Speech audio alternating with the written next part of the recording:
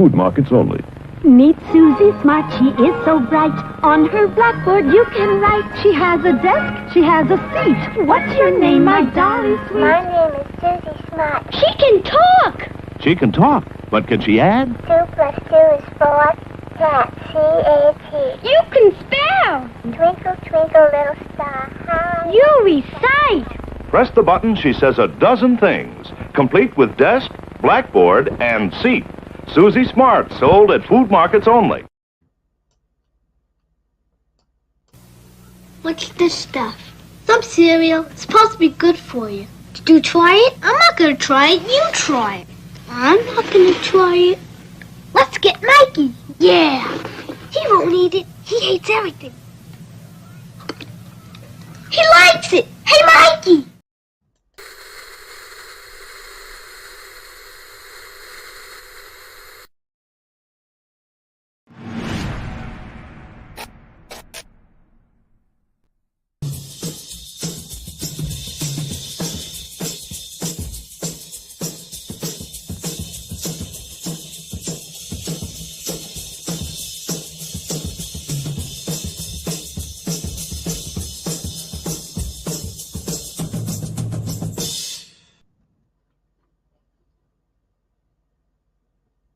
Well, what's on the television then? Looks like a penguin.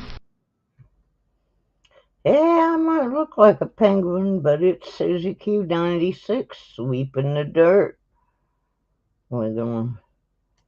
I guess we're gonna sweep some dirt. Not exactly weather for it here, that's for darn sure. Evening. Hello, new Marshall. Hello, Kevin. Kevin, I can't find my package with my snake skin in it. It's in this mess somewhere. It is, I'm sure. But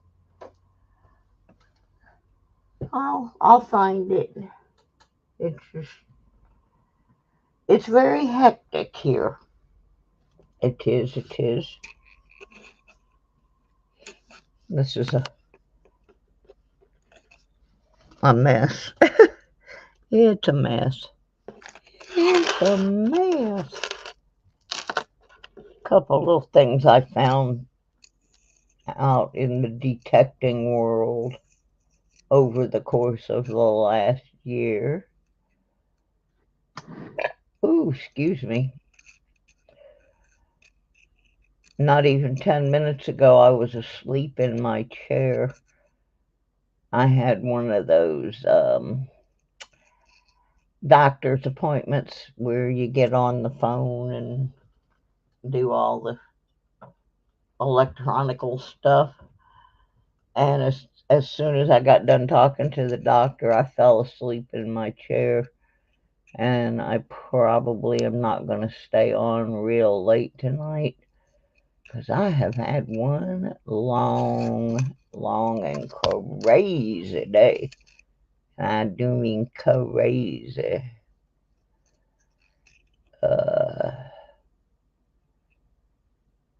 Yep, it's just been crazy. I was just looking to see if there was any markings on this earring. I didn't see anything, but I was checking it out anyway, just to make certain. Oh, yeah, you're going to hear a lot of that tonight, because I'm just tired. I got up at 4 o'clock. Did I get things worked out on the new place today? Well, I don't know if it's worked out, but the wheels did finally turn. They sent me a piece of paper to sign and send back to them saying that it's okay for them to help me fill out the papers. I kind of really don't get it because I've already filled out these papers, but there's a couple of things that are going to have to be redone because the papers sat there for so long that some of the numbers have changed. But in general, nothing has really changed.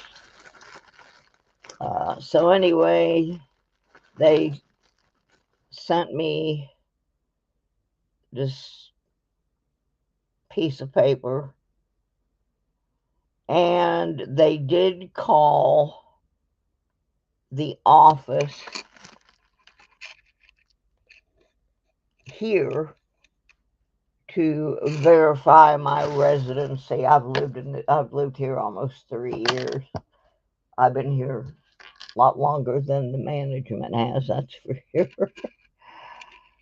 But anyway, yeah, I saw our property manager earlier when I went up to get the mail, and she said that they had called and verified that I was a good little doobie who paid my rent every month. They can't really tell them a whole lot, which is probably good because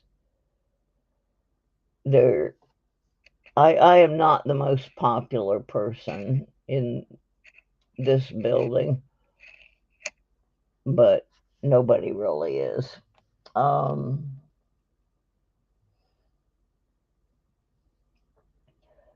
Oh yeah, the thing is I have the filled out original, and I also have a blank, so I shouldn't have to fill out.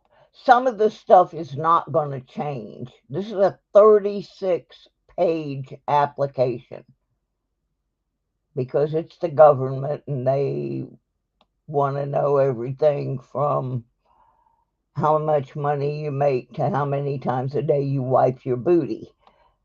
So, I mean, there's a lot of stuff on it that for most people isn't going to change. There's a whole page of things asking you if you have stocks and bonds and insurance policies and property and, pages and pages of that kind of stuff.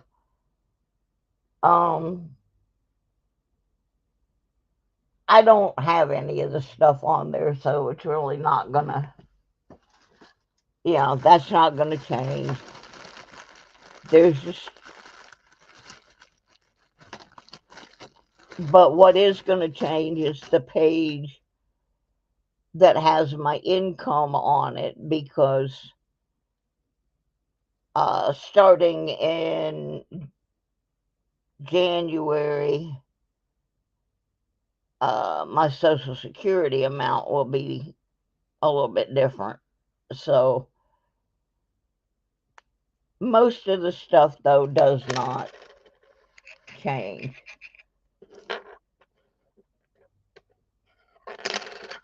Yeah, it's 36 pages. 2 different sections. And it's also, if you have lived in, these are run by the USDA and HUD, and if you've lived in their complex, another one of their complexes somewhere else, then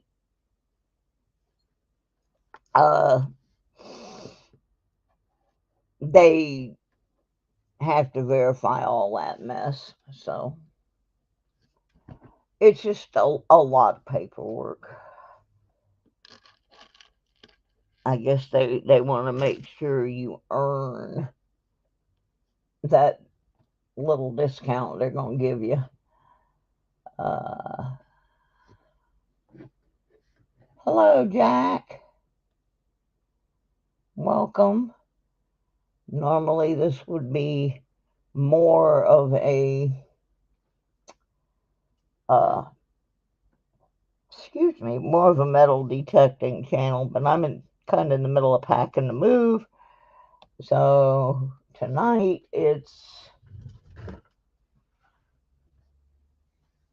did anybody go metal detecting this week? Did anybody get a package from Susie this week?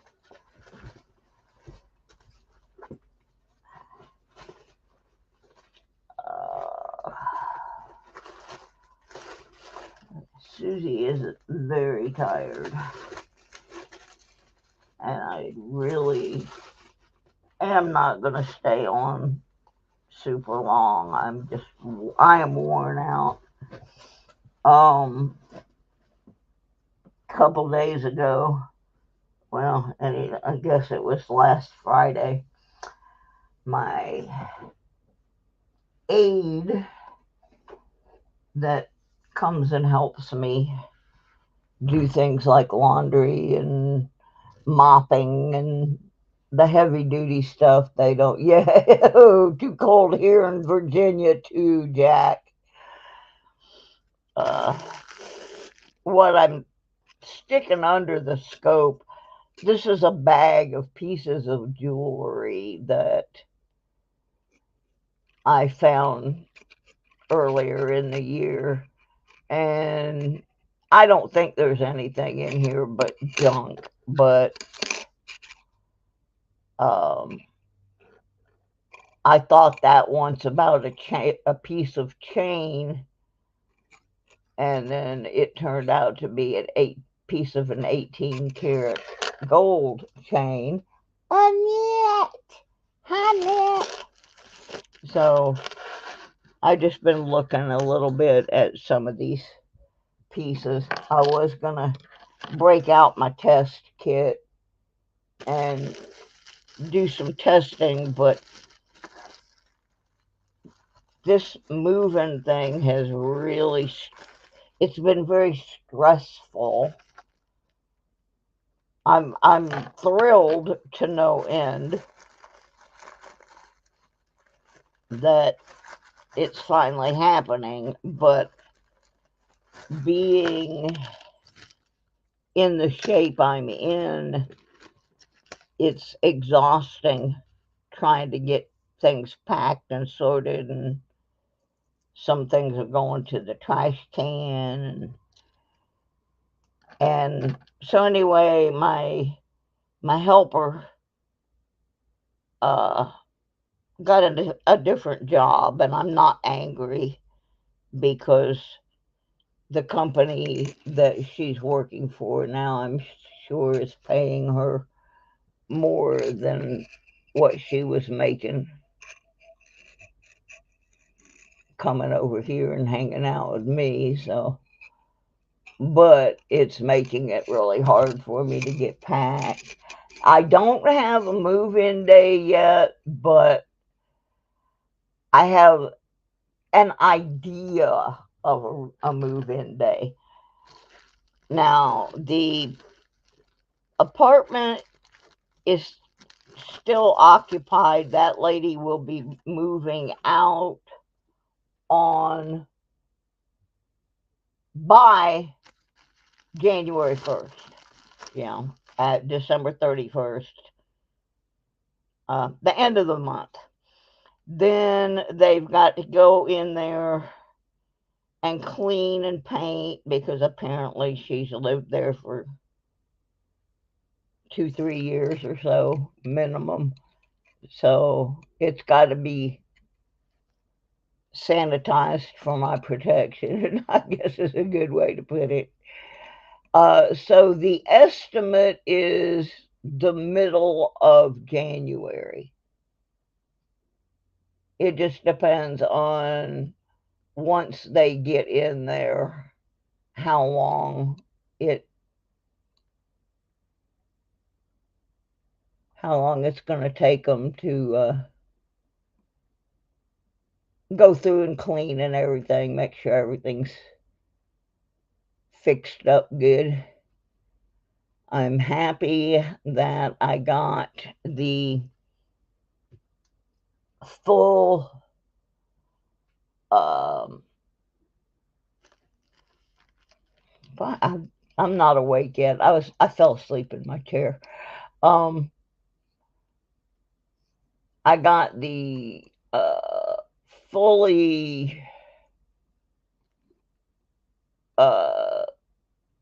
handicapped disabled unit that has like the bars in the bathrooms and everything, the grip bars, and has all the little added extra things that us old farts need.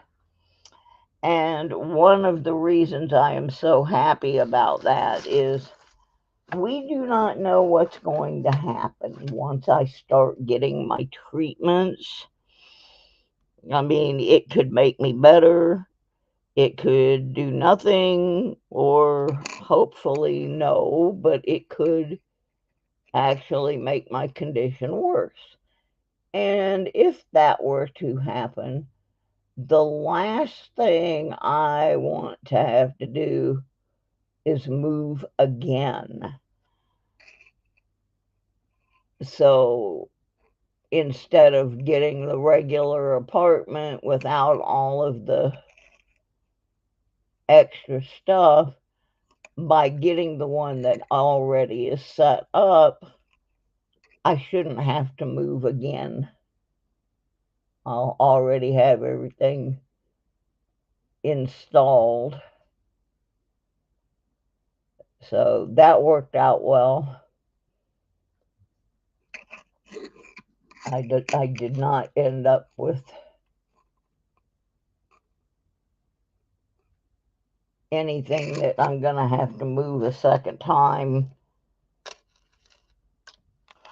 from. So, yeah, it's just the process has been very tiring. And I'm one of those people, if somebody says, I'm going to send you something,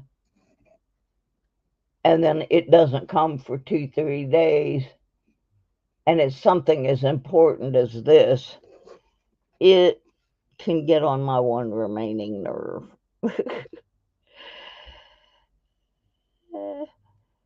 And people don't realize that autoimmune disorders are aggravated by stress.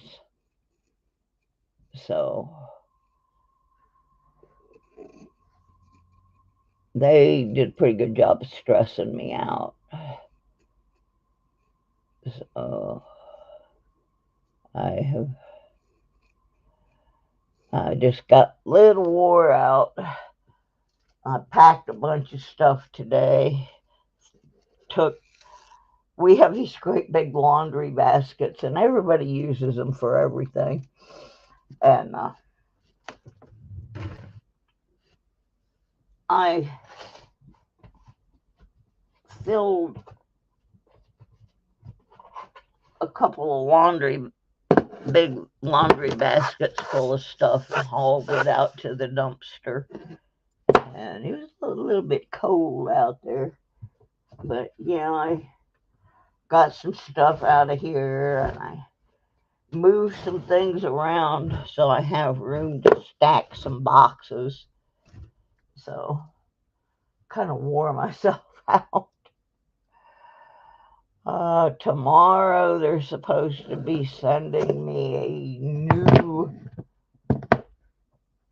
aide who is probably gonna walk in here, take one look at the disaster area, and run like hell.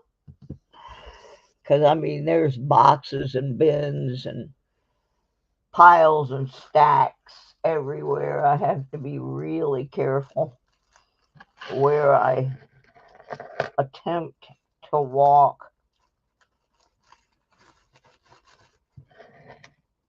But while the new aid is here, I plan on not doing very much. Actually, what I plan on doing is finishing Mikey's Christmas ornament and doing some Christmas cards. That's as close as I'm getting to doing Christmas this year. And a lot of little things like that I need to get out of the way. I got some doctors I have to get a hold of so they can send me some forms and stuff. And I got to make phone call around because my doctor called in my meds, and the drugstore here in Dinkyville doesn't have my meds. They're always late getting them, and they always have a different story about why. Truth be told, I think they just like to watch me suffer. But that's how the game is played. So, speaking of playing the game, I know it's metal detecting night, but I really got to get these coins back to the bank. I need to deposit this money in my moving account. It's not mandatory that I do it because this was not donated for that purpose. This actually came out of my regular money, but I do need to get it rolled up and add it to the fund. I keep looking to see if Digging with Deeds shows up. I had a most interesting conversation with Deeds today.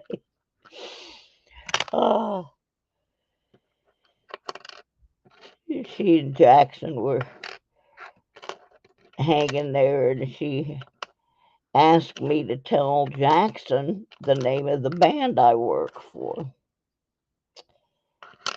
Oops, I can't say that. I work with. I'm not supposed to say I work for. For one thing, I don't get paid. But Q doesn't like it if I say I work for them. He likes I work with them. So anyway, I told Jackson who I work with, and he started singing 96 Tears to me. So that was unexpected. I got a serenade by DJ's boyfriend singing question mark and Mysterian songs to me. So that was pretty fun. Okay, where have we put the book with the cheating sheet in it? Oh, there it is. Under a pack of printer paper. Yeah, that's one thing. I haven't bought printer paper since forever. And I actually had to buy some because I've been having to print so many things for this move. I hope I don't run out of ink. I don't want to have to buy ink. That stuff more expensive than champagne. Alright, well, I got a couple rolls of pennies here. I'm doing my usual, picking the shield pennies out. And shield pennies, when I'm detecting, are the bane of my existence. I absolutely hate it when I spend all this energy and I'm digging and I get a shield penny. What the heck is that? It's garbage. So they are not my favorite thing. That's for sure. Oh, yeah. Oh, goodness. I am so sorry, people. I really did fall asleep in my chair. I sat down. I was going to just sit there and watch one video. And I didn't even get through it. So, to Robert Ferguson, if you are hanging out in the background like you do sometimes, do a bunch of pennies on the floor. Anyway, Robert, if you're hanging around in the background, I saw like maybe the first 2 minutes of your video, and then I crashed and burned. So I will get back on probably in the morning when I'm having my coffee and make a second attempt at watching Robert's video. He was at some beach that has a lot of rocks, and Robert has kind of started collecting rocks, and he wouldn't, from what I could tell, he wasn't finding much with the detector, but he was finding some pretty cool looking rocks. He's got a rock tumbler, and he also goes hunting for gold and stuff. But I did not last very long, and it wasn't because the video was boring. I just went to sleep. I was just tired. Well, I hope we do find some Wheaties. And about to get these dumb shields out of here. I just absolutely can't stand them. And I've been told there's a couple of them that have some errors that are valuable, but I just throw them back. I put them back in the wild. There's somebody else here in this little podunk town that also does coin roll searching. And I know that because I've gotten some of their marked rolls once in a while. And seems like everybody at the bank has changed. So they don't understand not to give me somebody else's marked rolls. So, but these are the last.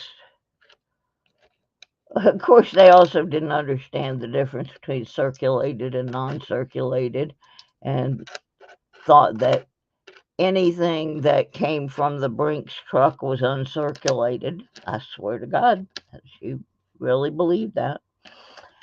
So, and did not like when I was trying to explain to her the difference, because she's a banker. Whoop-de-doo, lady, I hate to break the news to you, but at the level you were at, you're nothing but a glorified cashier. I've been one. Also been a bank teller. I did not like working at the bank. I didn't. You get too many weirdos like me coming in asking for strange stuff you don't want to give to them. Yeah, I don't know what's going to happen once I get back to Michigan. I'm kind of counting on my Michigander friends who search coin rolls to help me out, because most of them do $half, and I rarely do $half just because I don't have that kind of money to tie up, in coinage. And I should do more $half because I need to learn. I watch a lot of people do them, trying to learn more about them. But usually I do pennies. And part of that is I'm trying to finish my personal penny albums that I started back when I was a teenager, when I was in a grocery store working. My mom also worked in a grocery store, and we fortunately had employers who would allow us to take coins from our till and put them over in a little side section, and then we could buy them out of our till. When we went to close out the till, we could buy them out. And of course, this was in the 60s, so there were still, mercs and all that kind of stuff. You would still get several every week.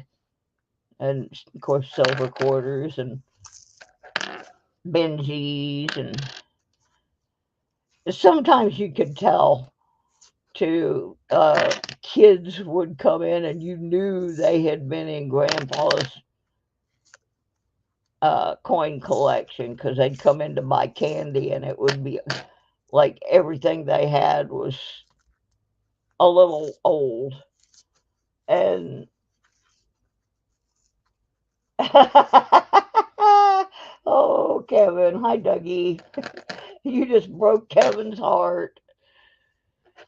Broke his itty bitty heart.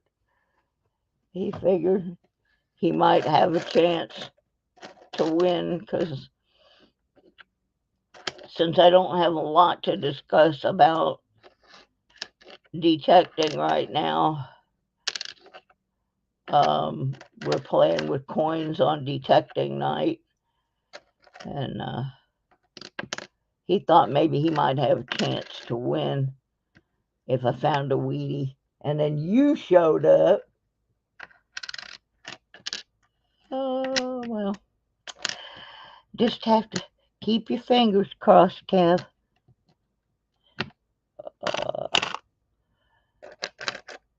Yeah, I gotta finish these coins up. I want to start packing up this area around my desk now that I actually got some paperwork moving. So yeah, the estimate at this point is that I should be hitting Michigan around the second week of January, which I know that sounds cold and miserable, but truly that's better than what they were trying to do, which was make me come up there in the middle of the Christmas rush and then turn around and come back down here and then turn around and go back up there. And that wasn't going to happen. I was talking to my primary care physician today. She did a electronic visit, and she told me the same thing. She said that was the stupidest thing she had ever heard of. Yeah, I'd like to go hang out with Doug too. I think Doug's a trip.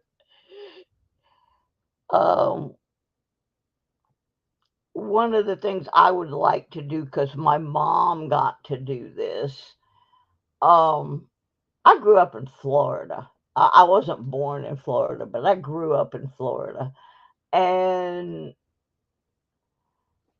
after my dad passed away, my mom spent several years where she just sat around and felt sorry for herself. And one day it occurred to her she could do anything she wanted. Well, she went to her class reunion in Iowa where she ran into a guy that she had dated before she met my dad. And he lived in Oregon at this point. And he had a great big motorhome and he liked to travel. And my poor mom, she thought we were going to think she was so horrible and immoral and, that we would disapprove of her going on a road trip with her friend. And we're all like, Ma, go for it. You never got to do anything like that. With Dad, he wasn't gonna, that just wasn't gonna happen. So we persuaded her that we had no problem with her going on this adventure, because we didn't. And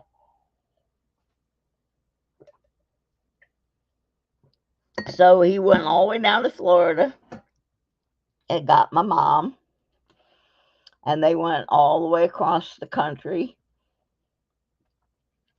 And my mom got to see, national parks, and she got to go to Las Vegas, and then they went up to his place in Oregon, and he took her all the way up through Washington State, all the way up a little bit into Canada, I think they went. And then they went all the way back down the whole Pacific coast, all the way down to the Mexican border.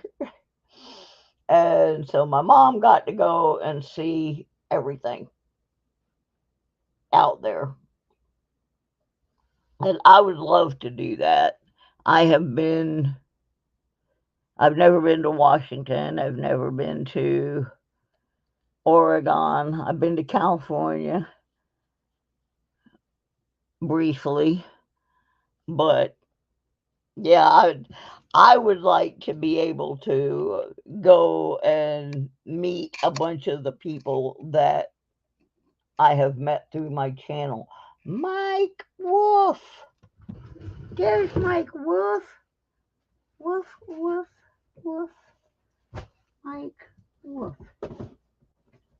What am I looking for? I have a question, and I think I asked this question, but I don't remember if I got an answer. Mike Wolf, a while back, you won one of the pinpointers, and I found it in the giveaway box with a tag on it with your name on it. So what I need to know is, did M3 steal your pinpointer and put it in the giveaway box, or did you give it back to me to give away? Because I don't know how it got in there. There was also something in there that belonged to Furry Plants and Coins. Same situation.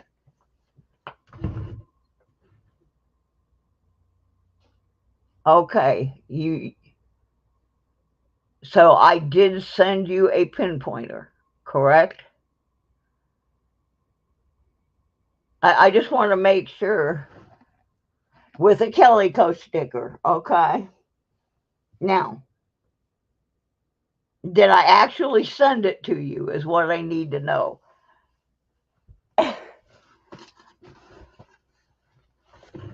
Yes, I did. Okay.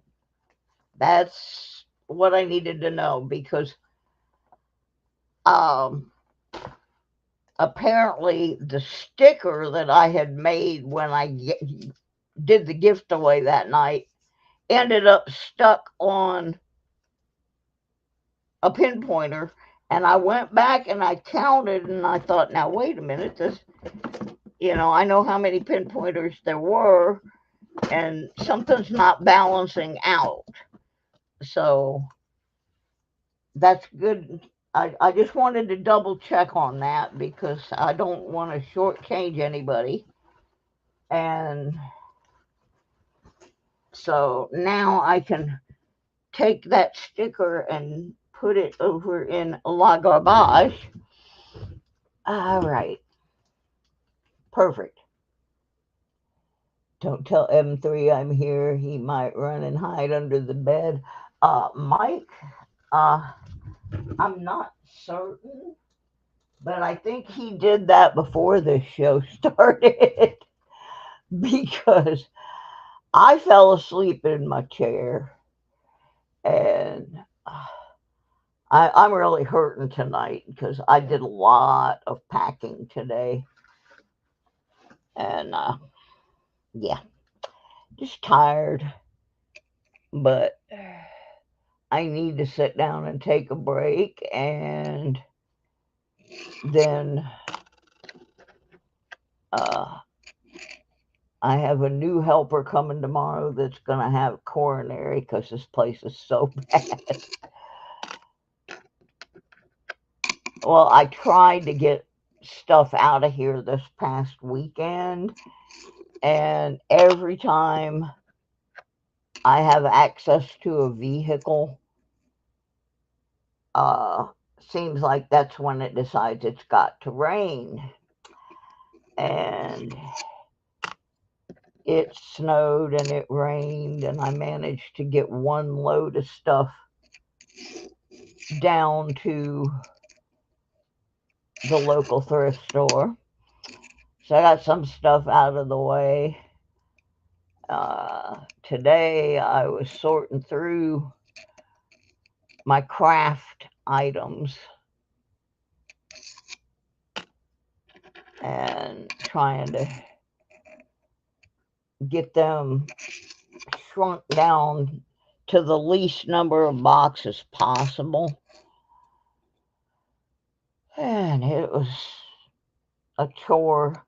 I got tired of looking at it, so then I started packing dishes that I don't use very often.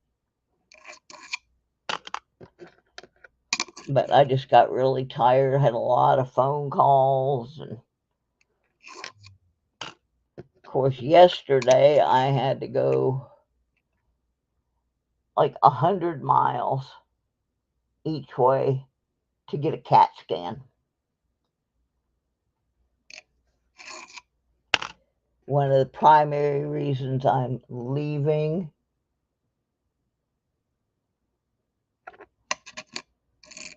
So anyway, that wore me out.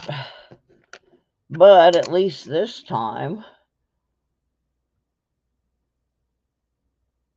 thought I was going to use it for the first time this Friday. Someone lost a gold ring and needed someone with a metal detector and pinpointer.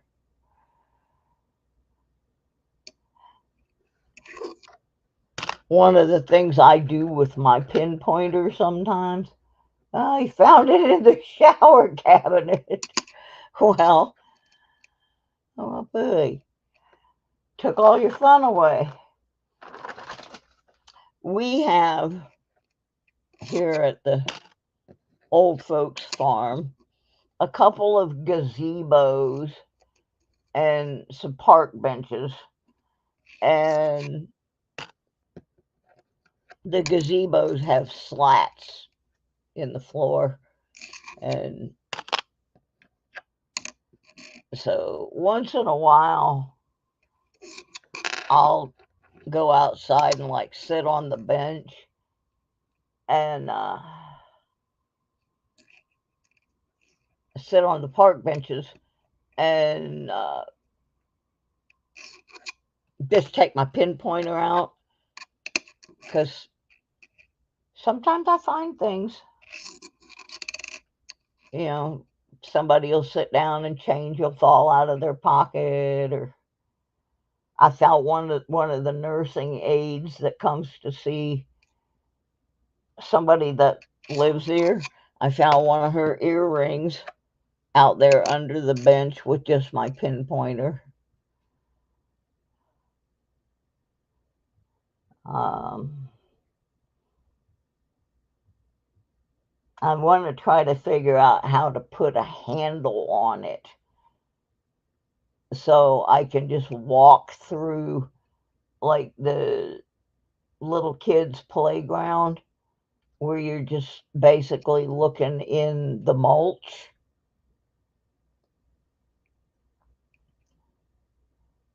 And I found Matchbox cars and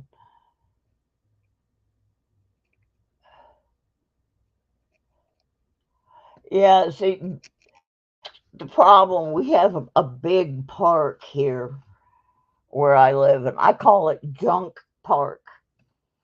I mean, I have found good things in there. I'm not saying I haven't, but that park has been there since the late 1800s, and it has been used for everything you could possibly imagine.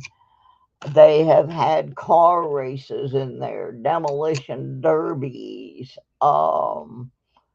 tractor pulls, lawnmower races, all music festivals where people have been parked in there with their motorhomes. That still happens every year. But because of that, there is so much junk. I mean, it is everywhere. Yeah, and that's my whole thing was um my friend Tommy and I, both of us, our doctors had been telling us, you know, you need to get up, you need to be getting more exercise. Well, neither one of us were the kind of people that just wanted to go walk. Yeah, I wanted to do. I just want to do something else, you know, and I didn't really want to like try to be bird watching or anything like that. So we had decided on metal detecting, uh, and we came up with this idea that we wanted to go metal detect at the motocross track that he worked at, see if any of those spoiled rich kids had shaken their jewelry off as they were bouncing over the hoop-de-doos. And we had decided that's what we were going to do, is go metal detecting, at least try to make a little money while we were out there digging around. Well, he passed away right before we were getting ready to get the detectors, and I was just devastated because I had known him for like 50 years. And so my sister had bought this, I call it a $40 detector. It was really like $100. A bounty hunter gold digger that she had bought trying to get her husband to get out and walk around, get some exercise. They have a big farm, and well, he wasn't going for it. And my sister's had several knee surgeries, so she wasn't really wanting to just go walking around like that. So in order to try to get me to get up and do something besides cry and feel sorry for myself, she sent me that detector. And the property that I lived on, it was one of these USDA housing projects. We had a real nice walking trail and some woods and ooh, 71S. It's not a weedie, but it's a keeper. So I found my first gold ring with that. Used that detector sells for about $40. That's why I call it the $40 detector. Well, first thing, I kept finding tools. And I'm not talking about like screwdrivers and pliers. I mean, I found like a socket wrench, a big socket wrench with the extension. And I mean, I was finding tools, and I kind of took that to me, be a message from Tommy, because Tommy was a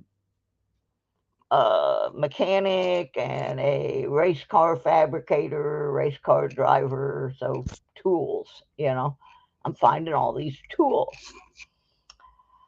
So then it took me about 2 months to put his memorial together because his family was not helping at all.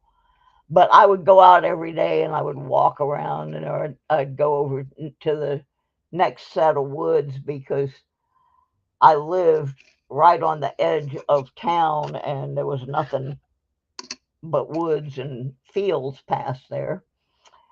And so then I went down to Florida to do his memorial, and I went down to the beach, but this particular detector was not really, it just wasn't tuned in for the beach. So I went back to the motel and I asked the desk clerk if there were any parks close by, and it turned out there was one right up the street. And so I went over there. Didn't know I wasn't supposed to detect there, but the cops went by and they didn't say anything. One of them actually waved. So anyway, I'm in this park and I'm finding loose change and that kind of stuff. And I'm getting a nice workout, and the weather was beautiful, and I needed something to get my mind off of why I was there. And I was just about to leave, and I saw a basketball court off in the distance, and I've always had people tell me that they find a lot of things around basketball courts.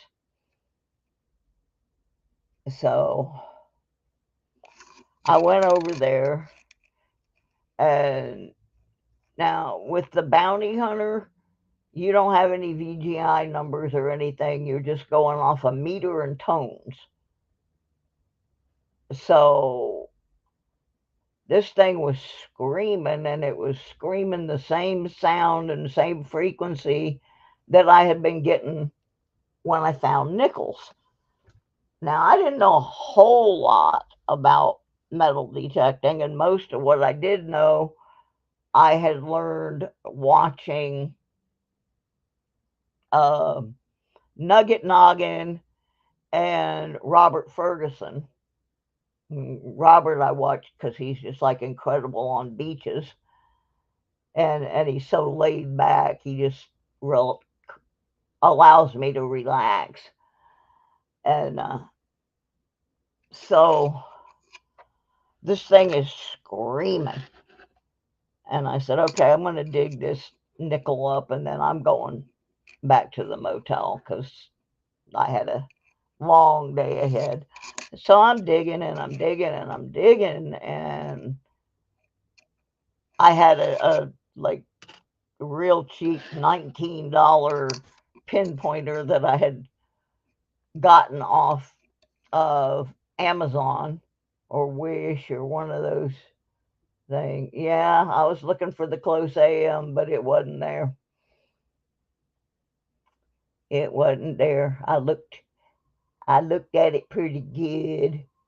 Yeah, the 92D. Um, I have a whole list here. I'm gonna try once I get to Michigan to set everything up where it's a little bit more efficient. And one of the first things I'm gonna do is I have created the template for it already. I just haven't made it yet. I'm gonna make a mat similar to what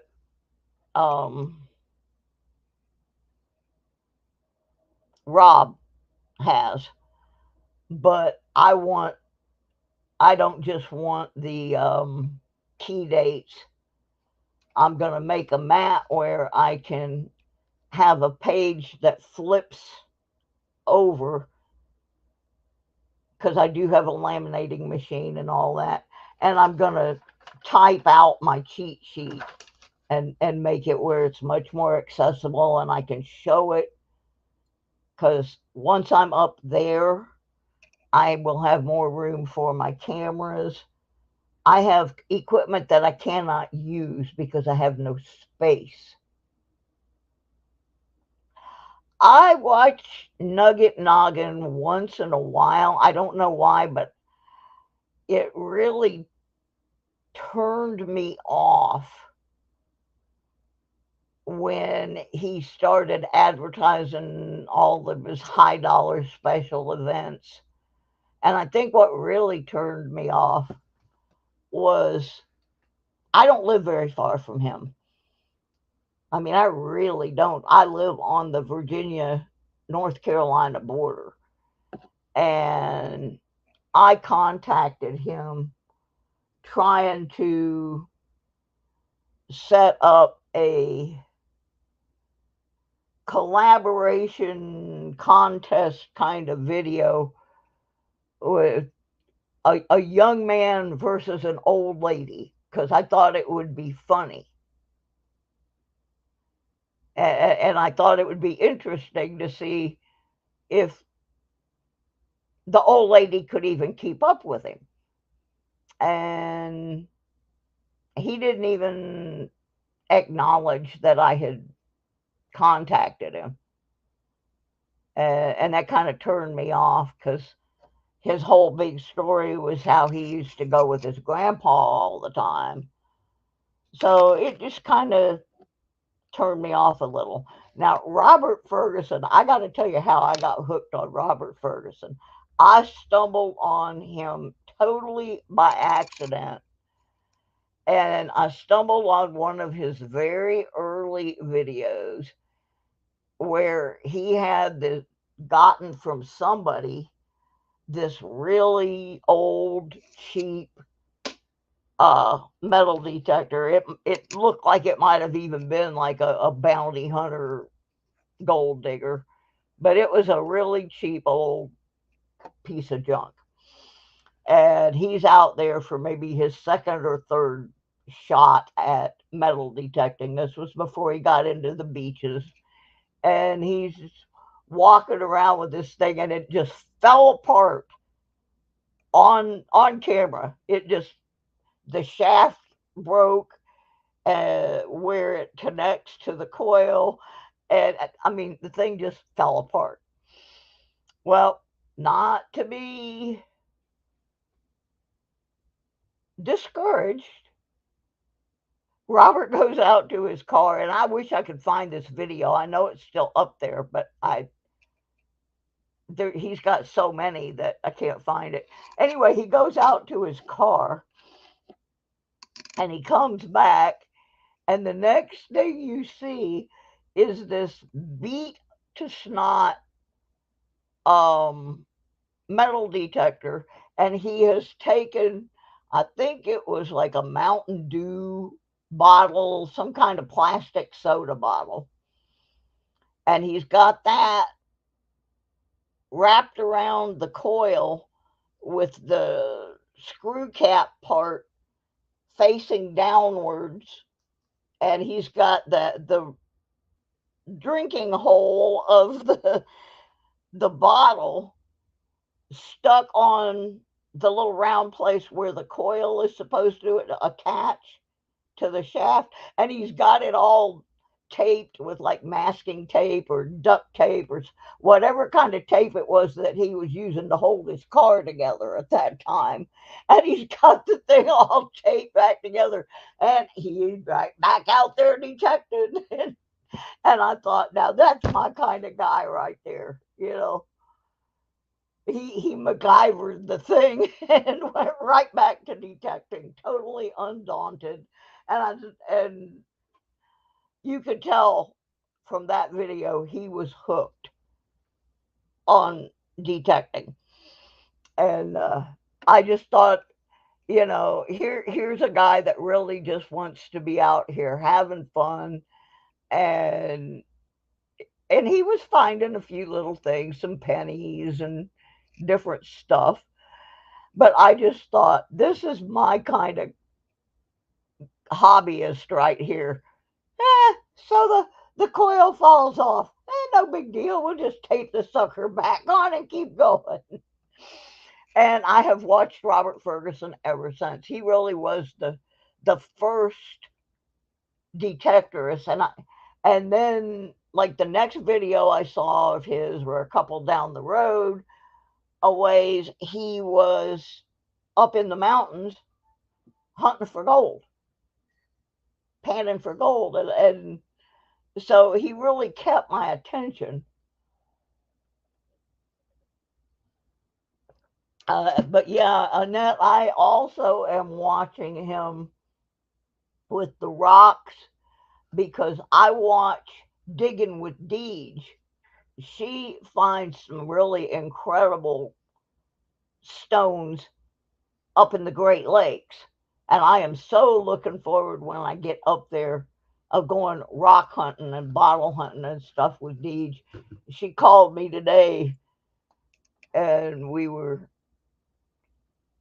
discussing, because when I lived in Michigan, it turns out I lived very near several of the people whose channels I now watch. I live pretty close to Sir Benji. I lived right around the corner from Fleabag. I went by Fleabag's house almost every freaking day. Didn't know him at the time. Okay, we're looking for DDO here. I lived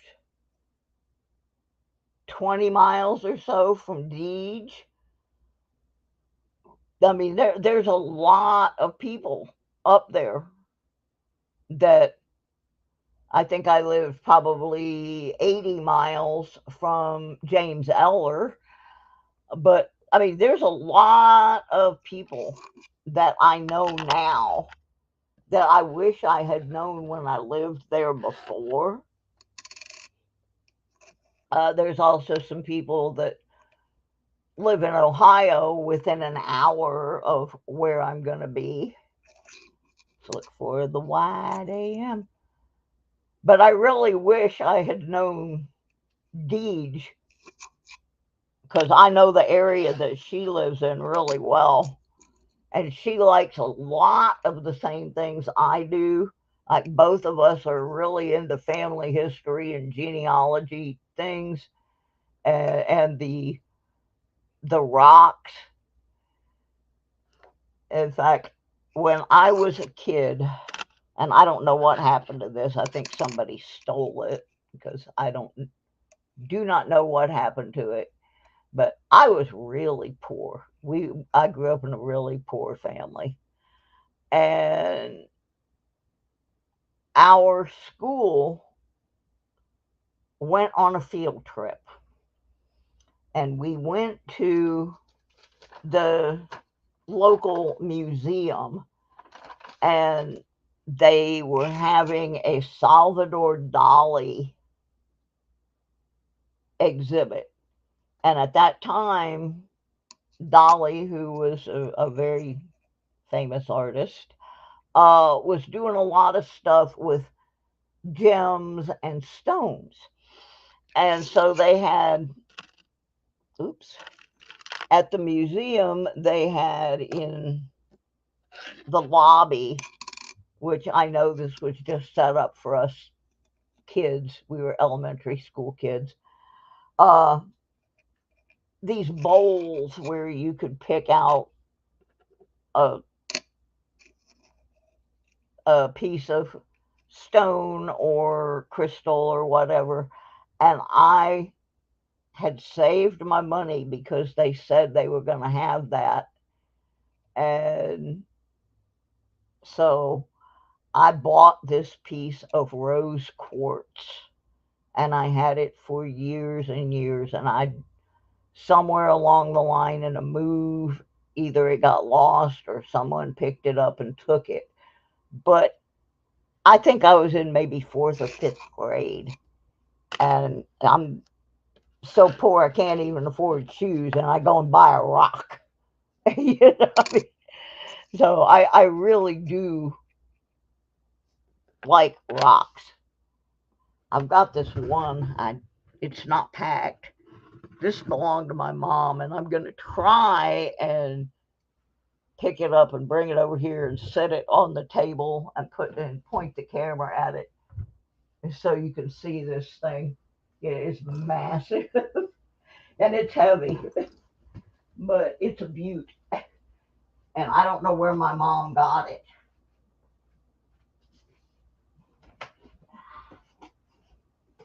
I may have buried it somewhere it may not be accessible. It does not appear to be. Oh, wait a minute. I think I know where I put it. Yeah.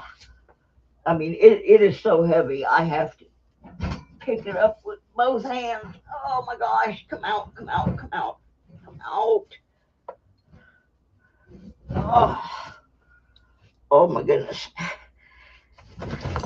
This thing here is a piece of work. Oh, you'll understand when I get it on the camera why I'm grunting and groaning. Move my pennies.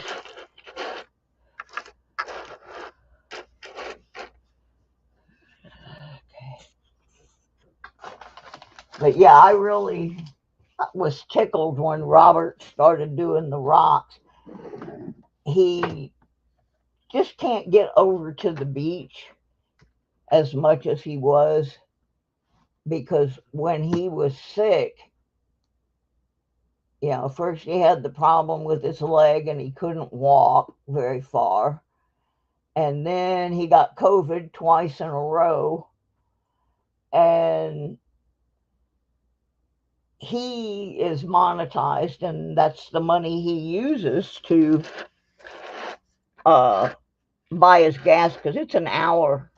People think he lives right on the beach, but he doesn't. It's about an hour away. So it's a little pricey with California gas prices for him to get over there. So the rock thing was something that he could do while he was getting better. You know, he could go right around his yard and his neighborhood and stuff. Hey, Josh, welcome. So I was tickled when he started doing the rocks, because I really find it interesting. And I have picked up a few here. Where are we at? All right. Let's see if I can. I'm trying not to get on the camera. At least I'm halfway dressed. A lot of times I don't get on the camera because I am in my jammies. There I am. You can see what I look like now. I am a mess. All my hair fell out and it's just now growing back. And I'm toothless, but I clean up pretty good. I just don't like to do it. Anyway, this is this huge rock that this was actually my mom's, and I don't know where she got it. It's coming off a little yellow in this light, but it's actually got some streaks of what appear to be rose quartz. But look at the formation, the crystals and stuff in this thing, like right there. And it's hard to get this camera to focus when I'm holding it by hand, but this thing is huge, absolutely ginormous, huge, and it's different colors from every angle. I'm pretty sure she got this on her cross-country adventure. Now this really is more of a butterscotch, citrine kind of color than it is the yellow that it's coming out. I'm trying to get where I can get the whole, there, that's how big it is. It is huge. I thought seriously about, did I want to slab it? And then I decided, no, I want to leave it just the way Mom had it. Oh yeah, I can see quartz formations in it, but it is a monster. It is super heavy. I'm going to put it on the scale. My scale's right here. I'll set the camera down for a minute because my tripod is already packed up, so I don't really have a tripod to work with. I actually have 3 of them, but my scale, this scale that I have sitting out, goes up to 50 pounds. So, I never ran a pinpointer over it to see if there's any metallic anything in it. We may do that. Okay, here we go. I'm going to set it on the scale here. It weighs 6 pounds, 8.5 ounces. The size of a newborn baby. But it's different from every angle. And like I said, I wish I knew where my mom got it. Like over here on this one corner right in here, there is a little pink rose quartz looking area. And then there's these crystals that are coming down from it. But that was my mom's. And I kept it when I was cleaning her house out. But yeah, it weighs over 6.5 pounds. It's quite a piece, and it's really pretty. And then I got one more kind of big one, and I found it in Georgia.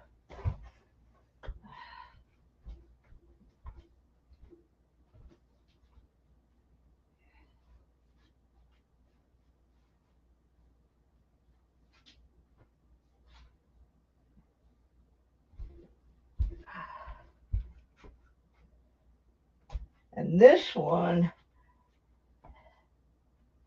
I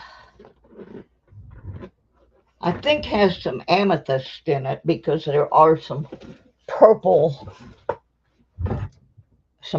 spots in this one. Now this one I found, you can see, oops, up in through here, the purple. My friend Kathy and I, she lived in Cartersville, right on the edge of the mountains, and she wanted to show me this old cemetery that she found out in the middle of nowhere. And while we were coming back down from there, I found this. Come on, focus in. Focus in. Now, my lighting is making things look more yellow than they are, but this has some real interesting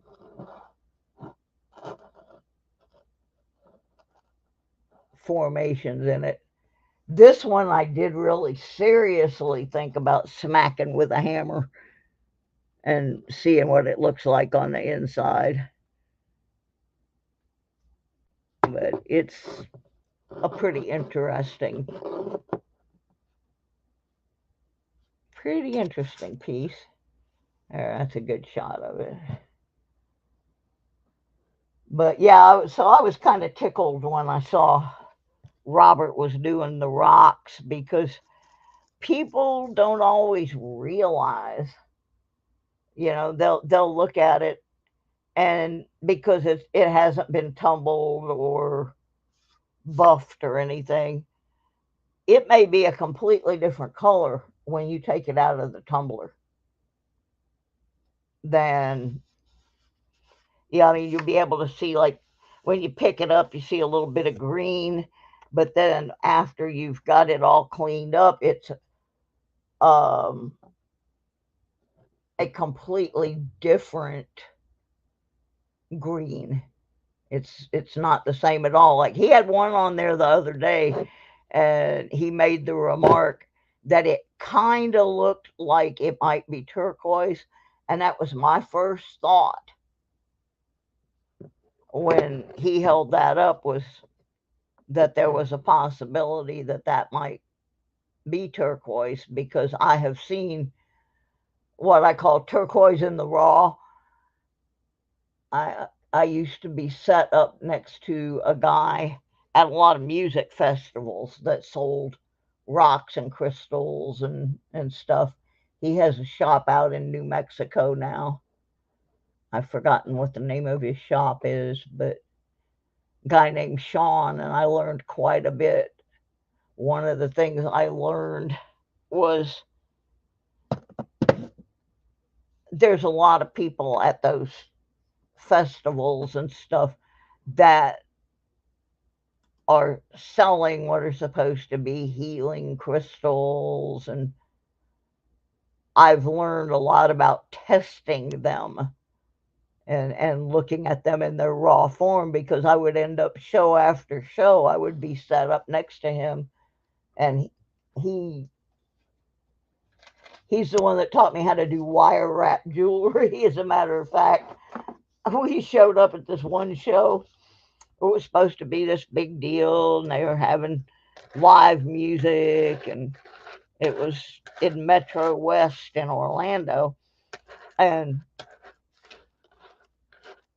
it was a new, like, farmers market thing. And we showed up, we were the only two vendors there, so we were sitting on the curb, and he was showing me how to detect fake crystals and stuff from the real thing. And not too long ago, I was at our local farmers market, and I only have like 5 pieces left of wire wrap jewelry, but the stones in them are all The stones and the crystals are legit. Ooh, that was so close to the wheat field. And so, anyway, I had them out there to sell. And there was a guy across the way from me. And I went over and was looking. He had a tray full of so-called crystals. And I could tell just by looking at them from a distance that they were not real. And people were getting ripped off on that stuff. And everything in that market is supposed to be handmade or natural. You're not supposed to be selling pieces of plastic that are cut to look like a crystal.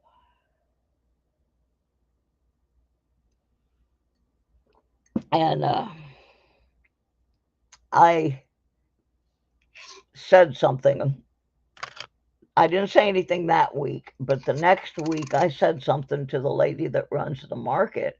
I said, it's kind of hard for those of us that are spending the real amount of money to get real crystals and real stones, and then this guy's going on, and I swear they came from Wish, because I looked at them, where you get like 12 of them in a bag for $2.20. No, that's not going to happen. Not with the real deal. And they didn't do anything to stop him, because apparently he's a friend of somebody's. Because I lost a sale on that.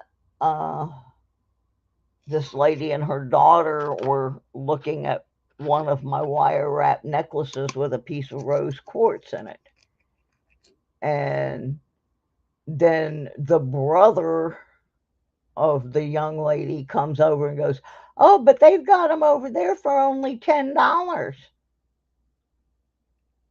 Now they got something that's pink over there with a little piece of wire wrapped around it, but it wasn't real." And she ended up buying that, and I felt bad, because I wasn't going to badmouth another vendor to a customer. But yeah, I was tickled to see Robert doing something different. People get mad sometimes at him because they don't like his casino videos, but I actually enjoy them. They have a lot of casinos in Michigan, and I like to go to the casino, not so much for the gambling, but casinos have some pretty good rock concerts. They may not, they may not be stadium bands, but they're bands that used to be stadium bands that I really, like, and you can actually get decent tickets. And I have gone in the casinos up there and actually won tickets to concerts. And he also, most of the time, uses pretty good judgment of, okay, I better take my money and go home before I lose it all. Sometimes he doesn't, but I've learned certain machines from him, so I'm kind of looking forward to going to the casino. It's something to do in Michigan in the winter when you can't go metal detecting. And when I go to the casino, I only take like a specific amount of money, and if I lose it, I'm done, because I have no more money. I don't take my bank card. I don't take anything like that. My mom used to like to go and play the slots, and she would take $20 and I would take $20. And if my $20 was gone, we went home. One time, my sister and my mom and a couple of my aunts, we all went and that's pretty close AM.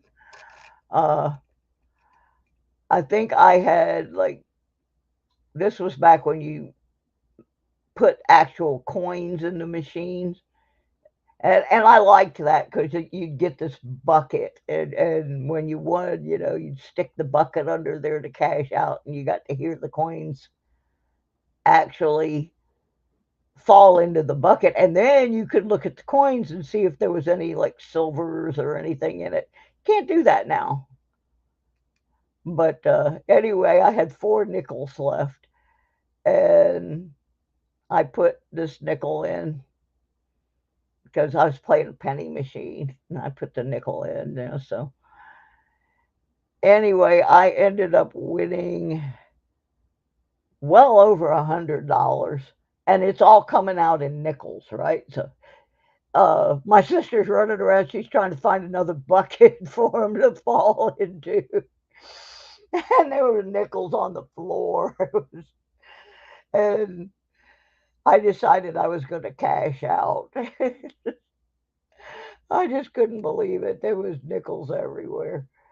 And I was thinking to myself, what if I'd been playing the penny machine? Ah, I have not been to a casino for a long time, but it doesn't bother me that, some people go on this page and they write nasty stuff about, you know, if you don't have that much money, why are you going in there? But I call it like frequent flyer miles. They give you bonus money to play to entice you to come in.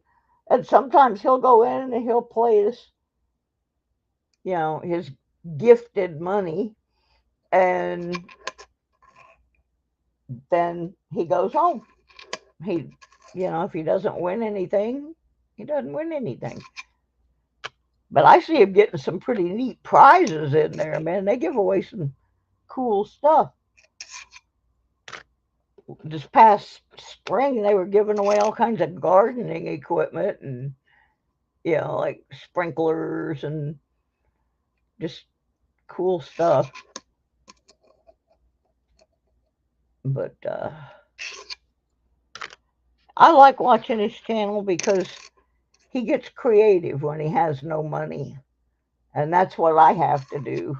When I have no money, I just start trying to find something different, that like the going out and searching under the benches out here with my pinpointer. I have found jewelry, I have found coins, I have found trash. Yeah, right now, Josh, I think the closest one to me is several hours away. I am in the south. No, I take that back because they opened one not very long ago, kind of a mini one over in Bristol. I'm not sure if it's on the Tennessee side or the Virginia side, but I haven't been to it. The closest one I've actually been to, we went to when we were going from Virginia to Iowa, and there is one in West Virginia near the Ohio border. And we went in there for a while because we were tired and we had navigated our way through the mountains and we needed to use the potty. So my sister and I stopped there for a little bit. Didn't win, didn't lose, kind of just broke even, but took a break from the road. But I'm glad that one is that far away because it was a pretty nice casino.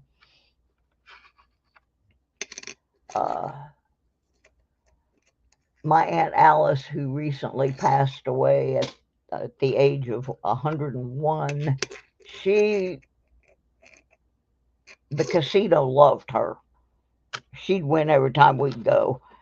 Well, she lived in the Quad Cities over in Illinois and Iowa. And when they first opened the casinos over there, the only way they could have a casino was it had to be on a boat going up and down the Mississippi River. They had these casinos that were like old time steamboats, and you could get on the boat.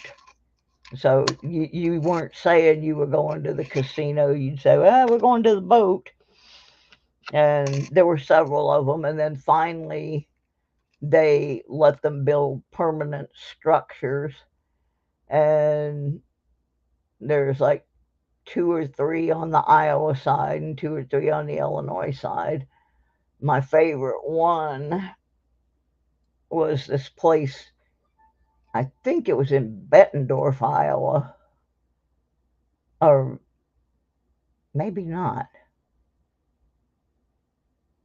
No, I think it was on the Illinois side. Anyway, it's a place called Rhythm City. And when you first came in, they had like music playing and they had dancers out there. It was a lot of fun to go, even if you didn't have money to go in and gamble. And my uncle, who was about 90 something, they'd always drag him out there. He was a real good dancer. And the professional dancers would drag him out there to dance with them. And so my aunt had been a professional dancer. Well, see, most of the places here, we don't really have them in Virginia. They're talking about building some. Florida,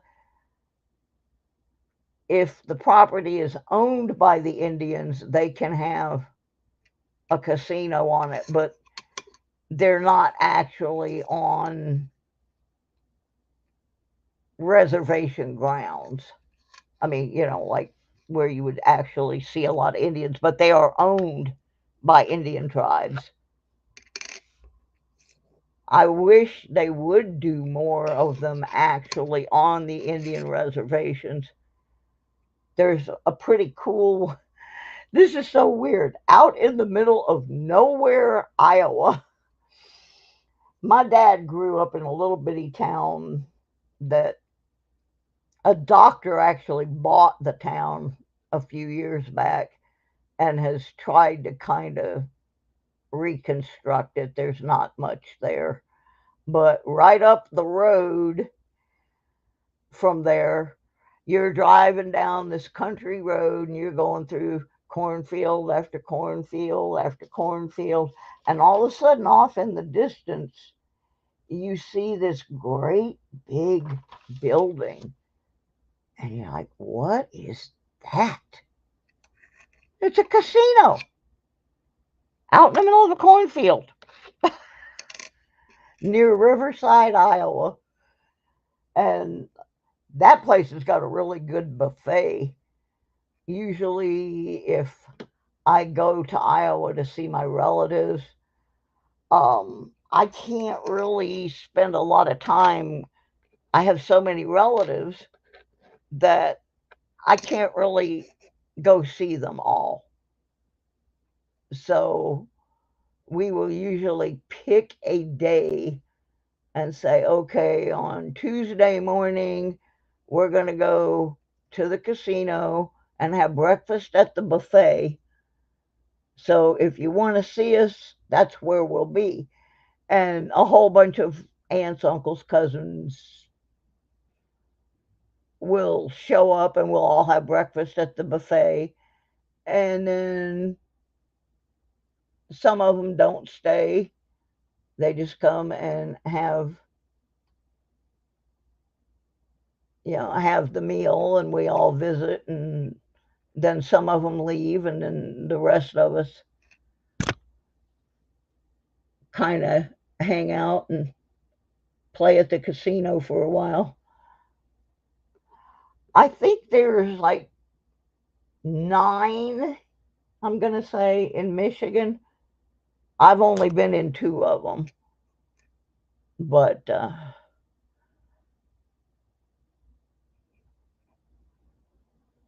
this is a weird coin. I don't know. But one of the things I do like about casinos is sometimes they have some pretty good musical acts. And I like small venues. I don't like going to concerts where I'm going to get bumped into or jostled around because I have balance issues. Um, so, one of the things I am excited about on my Michigan thing is we are working on getting question mark and the Mysterians some casino shows. And the casinos are just the right blend of young and old people for the audience, and I think it's going to be a blast. So we'll see how it works out. But yeah, I'm so excited that I get to go back to Michigan, and it sounds like it's a recreational trip, but I was on my way back there when I got stuck here in Virginia because I got sick. And so part of it is a lifestyle trip, but a big chunk of it is the fact that the University of Michigan is actively researching this rare autoimmune disorder that I have. And as Kevin can tell you, there's only 3 places in the United States that are seriously researching and treating this disease. I'm not saying nobody's anywhere else is treating it, but there are 3 places that are really putting a lot of time and effort into the treatment of it. And one of them is the University of Michigan. And I have been in that hospital before. I know that hospital. And I know the facilities around it that I'm going to have to work with to. They've never had anybody like me before where they've had this number of autoimmune disorders, and they will get an opportunity to figure out how or if these autoimmune disorders are related to each other. They've never even had anybody before that had this multiple ones in the same body, so they can draw one set of blood and see what's going on. And the so-called specialists over here where I'm at, you can get this disease in different parts of your body. And most people get it in soft tissue organs, kidney, bladder, pancreas, that kind of stuff. I have it in my eye and my brain. Well, as soon as these so-called specialists hear that it is wrapped around my optic nerve and attached itself to my brain, They want no part of it because they are not brain surgeons. They're used to working on kidneys and bladders and that kind of stuff. And they'll just flat tell me, we can't treat you because we have no knowledge of how to uh, get into your brain. We're afraid we don't have that kind of surgical expertise. So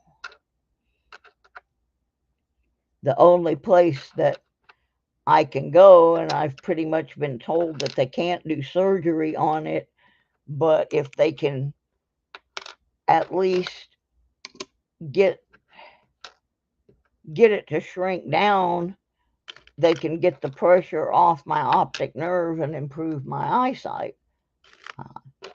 But if they do absolutely nothing, I can go blind, I can start having seizures, there's a number of things that can happen that aren't pretty. So while, yeah, I'm real excited I get to go back to Michigan for, the fact that I get to see my friends and go see the Great Lakes again.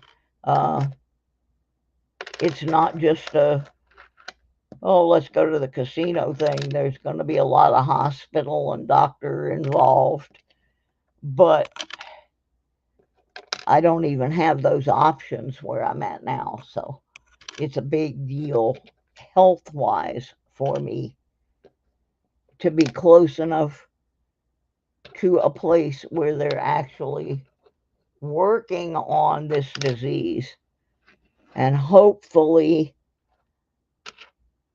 being able to work with somebody like me that has this disease in combination with several others may help somebody and keep them from going through what I have gone through with it. Lake effect snow, yep. I don't even mind. I was telling my brother, because I live in the mountains in Virginia. It snows here too, but and he was like, is it colder in Michigan because it's further north? And I told him, I said, really, I don't think so, because I look at the temperature at my friend's farm, which is in central Michigan, and then I'll look at my temperature, and it's always 3 or 4 degrees colder here. And it's because we're up on the mountain, it is a lot more wind. I actually prefer the cold of Michigan to the cold of Virginia.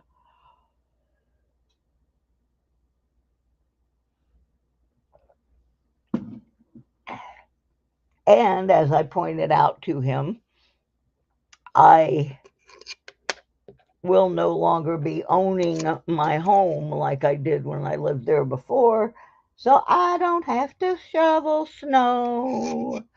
Someone else can get that out of my way for me. I never really minded, unless the wind was terrible.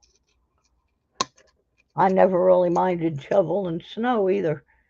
And I guess part of that's because I grew up in Florida, where snow was such a rarity. Well, that's no wag. So, yeah, I actually like snow. 1990 something something. 1999 scratch. Aren't you glad that coins are not scratch and sniff? All the places coins have gone. Oh, that would be awful. Yeah, your snowblower doesn't mind. Well, my yard wasn't that big, and a lot of it I had driveway that actually had 3 slabs of concrete.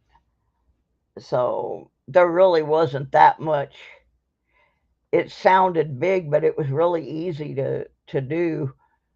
The part that was harder was I had created all these little gardens and pathways, and it was a little difficult when I first started trying to figure out where the paths were. Nope, no wide one there. Because they were not straight lines. So it was a little bit different. But once after I'd done it a few times, I knew exactly where the curves were, and I would, that was one of the things. They have a transportation thing for seniors and health trips and stuff. And if you wanted them to pick you up, you were supposed to have everything shoveled. And they weren't real strict on it, though, because they understood if you were taking it for a medical trip, you probably weren't exactly up for going out there and shoveling the snow. The thing that used to make me mad, though, was the subdivision had a snowplow that belonged to the subdivision, and the maintenance guy would come, and I lived on a dead end. Well, he would come down through there with the snowplow and plow the road and push all of the snow up at the end of my driveway where I couldn't get out or the transit couldn't get in. And I thought that was pretty crappy, that he needed to, once he cleared the road, he needed to get off his little snowplow and take a shovel and move what he had pushed up into people's driveways.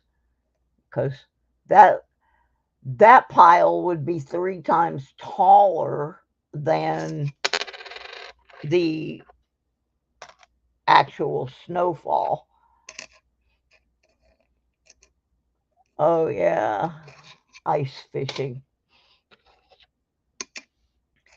I lived in a place called Flushing, which is in central Michigan, but I had a flea market booth, an indoor flea market booth that was up in Bay City, and I would go up there a couple times a week minimum, usually more than that.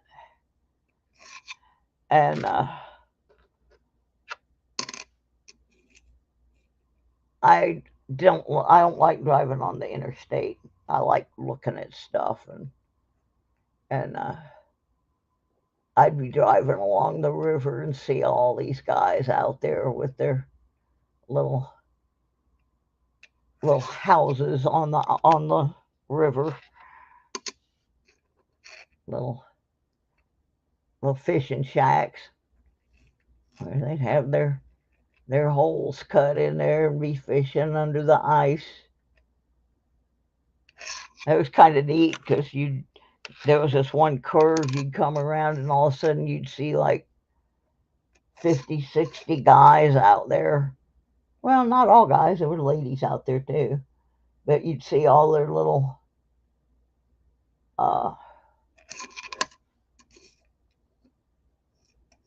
looking for a DVR here. But yeah, I never did it, but I thought it looked like fun. Now I would never be able to do it because I'm too unsteady on my feet. So, but that is one thing I wish I had done, was to go out there and go ice fishing, because it did look like a lot of fun. And they were catching stuff. So I guess you wouldn't go to all that trouble to go out there unless you were going to catch something besides the cold. But yeah, there was a lot of stuff. I lived up there 7 or 8 years, and there was a lot of stuff that I did not do, and now I can't. I'm not physically able to do it, and I'm regretting that I did not take advantage of the opportunity when I was there. We got about 10 more pennies, and then I think I'm going to open a roll of quarters. Oops. Oh, well, I think I put that back prematurely.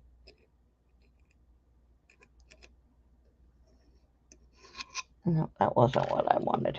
Okay. But yeah, I'm looking forward to. I didn't have a metal detector when I lived up there, and I do know some good spots that I have permission. I have a friend that has. Let's look for a DDO. I have a friend that has an 80-acre farm that has never been detected. There are certain areas of that farm that are going to be, there's going to be a lot of junk. There's 2 different places on that farm where houses burned to the ground. This land's been in the same family since about the 1850s. And then there's another part of it that they used to have mud boggins on. And so there's probably a lot of junk parts out there, but there also was grandstands, bleachers. So I'm looking forward to getting out there. The owner wants to learn how to metal detect, and I'm certainly not going to hit the whole place. We're looking for a DDODO. Those letters look a little too crisp. And then I've got a couple people that have some places that they have permissions, but they've only done small parts of it because they're waiting for me to come up so they can take me with them, which that's really cool. So I'm really excited because I need the exercise. I can tell the difference in my body. I lost a lot of strength, and I was doing better when they were giving me physical therapy, and then the insurance stopped the physical therapy, and the weather stopped the metal detecting, and I can tell the difference. Oh, we got Abraham Lincoln, part of the Lincoln Life series. How I wish they had done these on copper instead of the zinc, because the artwork and everything is so beautiful on these coins, but this is what happens to them after a very, very brief period. They turn to crap. It's a darn shame. It's a waste. It's a waste. Okay, that's at 1960. I gotta whole thing over there of 60s coins. Oh, let's see if I can pull this box out of here just for a second. I'll show you what's in this box. We were talking earlier about Robert Ferguson. Robert's a really nice guy. And one day I was watching, he was detecting on the beach. He had taken his sister to the airport. He was detecting on the beach. And I am a diehard Los Angeles Dodgers fan. Well, Robert found this LA Dodgers key on the beach. And I just made a comment about what a big fan I was of the Dodgers. You know, and there was a lot of people had made comments about different things.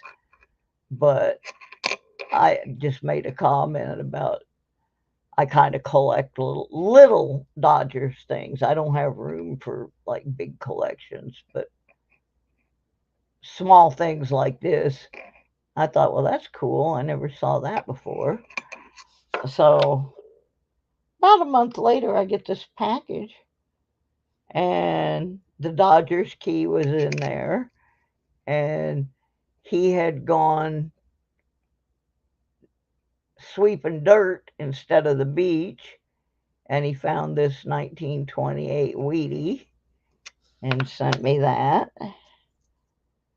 and sent me a 58D, and oops, a 52D, and this one's really chewed. Sent me I have no freaking idea. I chewed it up, but it's definitely a Wheatie. You can see you can see where, yeah, a little bit of the 1 cent and the wheat around the edge. And then this was in there, a 1943 silver quarter. And this was just out of the blue, showed up at my house from Robert because I said I liked the Dodgers key. So I keep those in a little box. I know that stuff all came from Robert. But I just thought it was so nice of him to send me. No, it wasn't an Indian head. The back wasn't right. But we looked at it under the scope because he doesn't have a scope.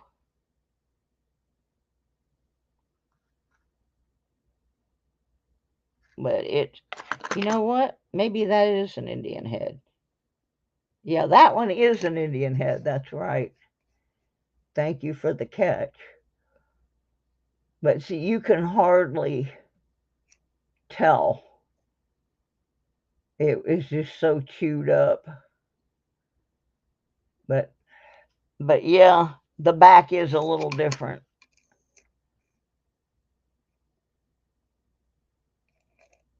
But there's no way to read the date or anything. It's too far gone. But I just keep that because it's got my Lucky Dodgers key in there. Right now it's holding up the end of a cable that overlaps my desk.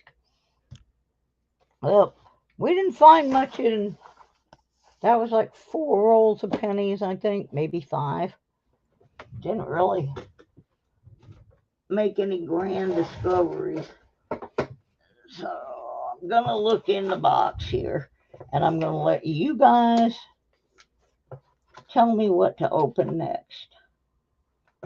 I still got a bunch of pennies. Let me see what else is in here. Yeah, because I want to get these done in the next day or two. I may come on tomorrow during the day while I have somebody here there's certain things my body won't let me do, or I'm not supposed to do because of the tumor in my eye. They don't like me to be bent over for too long because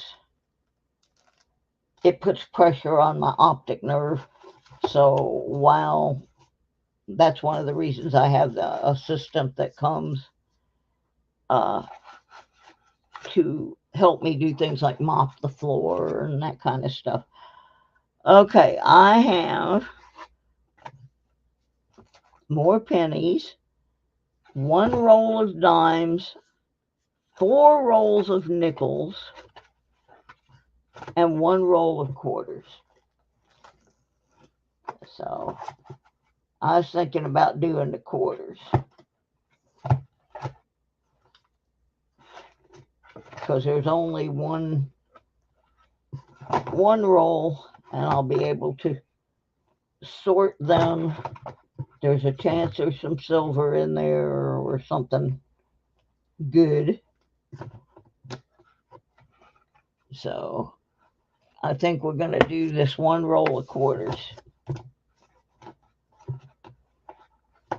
Now, just so I can have a gift away, if in the roll of quarters I should happen upon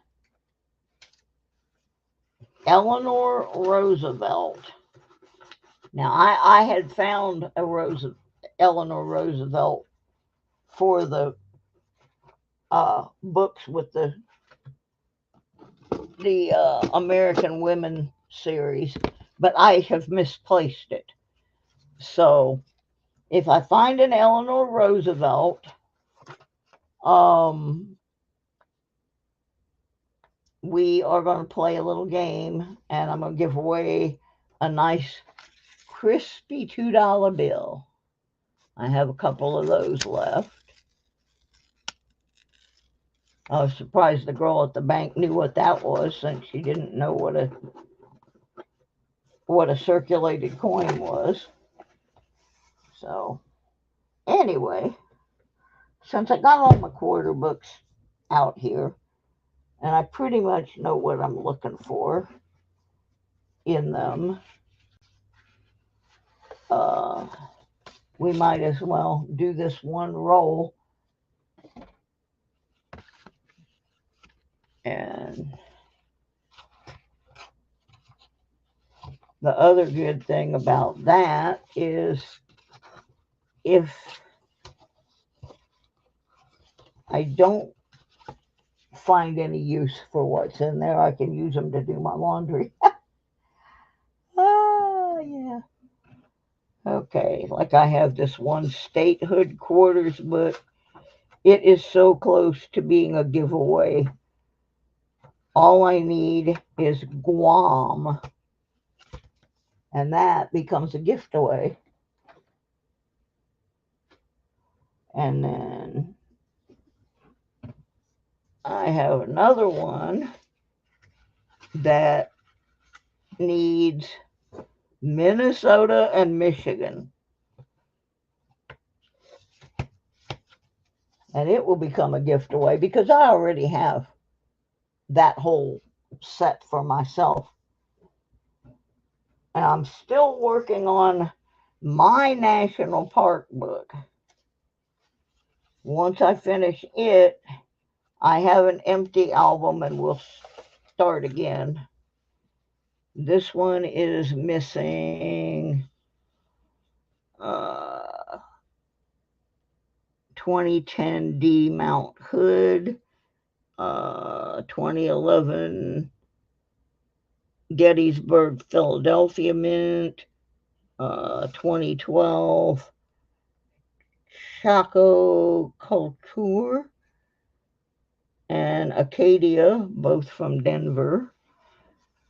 Cumberland Islands, Denver, 1918, and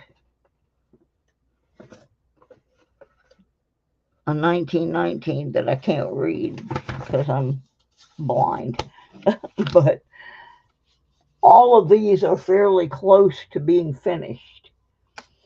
And then I just finally got the albums for the American Women series, and I have done all of the 2022s and part of the 2023s, and the 2024s are getting ready to come out. So one of these is going to be for me. The other one's going to be a gift away, and I gave away a set of 2022s the other night. So let's see what's in this raggedy looking roll of quarters. Seems like a good idea to me.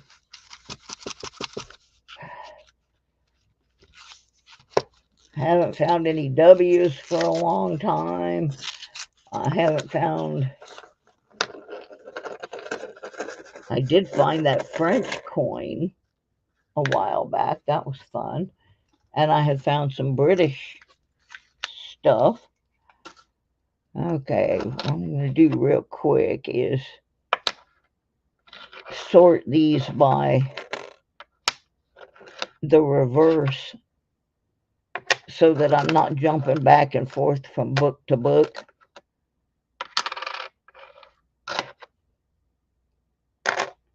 So I'm just putting the state parts in one pile, the states in a pile, the women's, and the bicentennials, and then we will take a look at them. And then I'll know if I have any laundry quarters.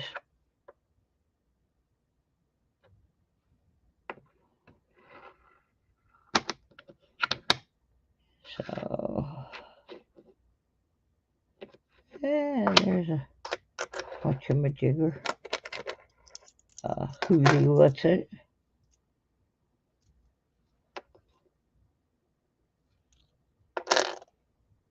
Bicentennial. That's the word I was looking for. And since I only have this one roll, looks like most of them are state park.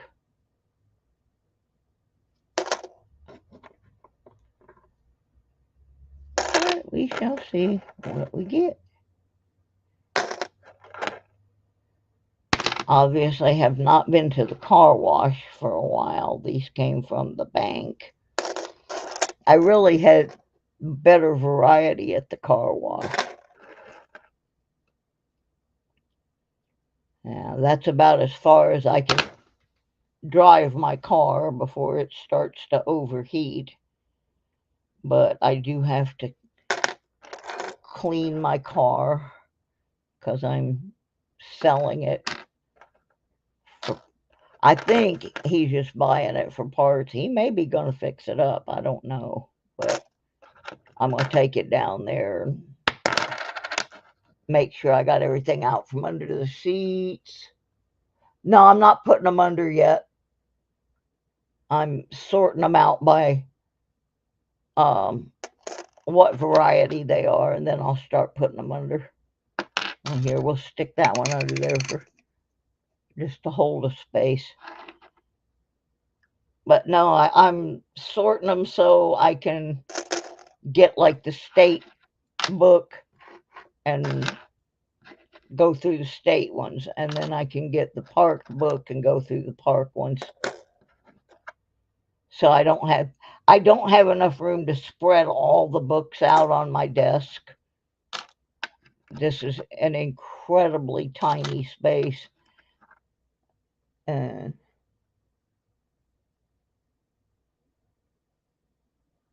now see, my guy doesn't get mad because I don't carry cash. And so every time I go to the car wash, I go by the ATM, and the smallest bill it will give you is $20. So I go from there down to the car wash, but I do wash my car and vacuum my car. And then the rest of the change comes home with me. But he doesn't get mad because I wash my car. And I have sent customers to that car wash. It's kind of off the beaten path, and people don't know it's back there where it is. So he has never said a single word to me. But like I said, I don't use all of it every time, but I go often enough, or did until my car broke down, that he's never said a word. And sometimes I'll buy something out of the like the Armor All wipes or something.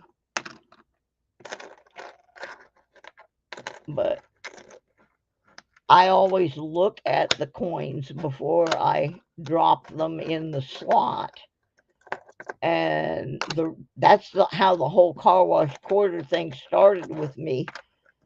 When I lived in Georgia, I used to have to park under this nasty tree that always dumped pollen all over my car.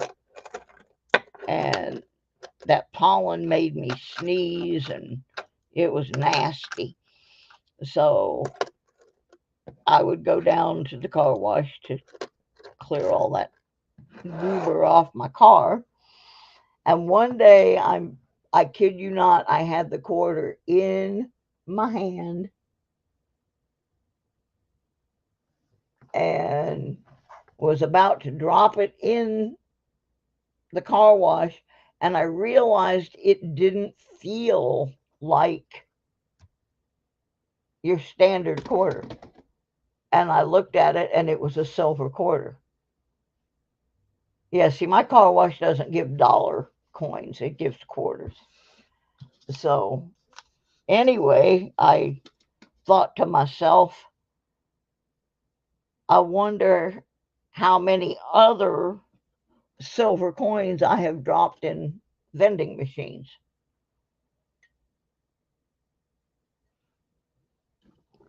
So every time I would go, I would look at my change first and then put it in the slot. Okay, the thing I have the least of is the ladies. So let's get my pretty women books out here.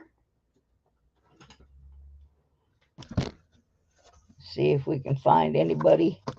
Now remember, if we find Eleanor Roosevelt, we're going to have a giveaway. So we are looking for Eleanor. Eleanor, gee, I think you're swell. Lost that note. But nobody remembers what band that was. Older than dirt. Okay, we have Let the Games Begin. We have Bessie Coleman. And we've already got Bessie in both books. So, don't need that. And we have Nina Otero Warren.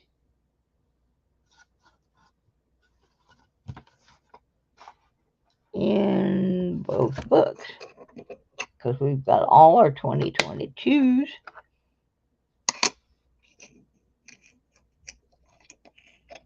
Wilma Mankiller. We have her in all the books.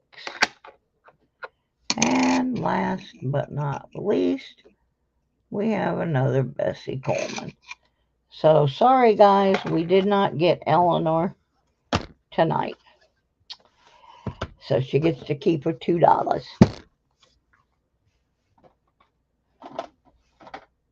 And let's see here.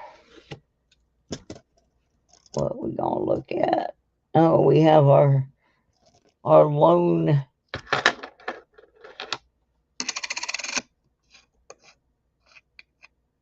Delaware dude.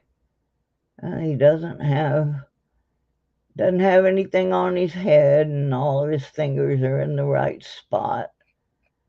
And there's something on the other side, and I forget what it's supposed to be, so whatever it is, I won't be checking for it.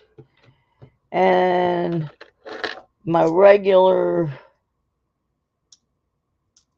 quarters, I really don't do much except look at mint marks.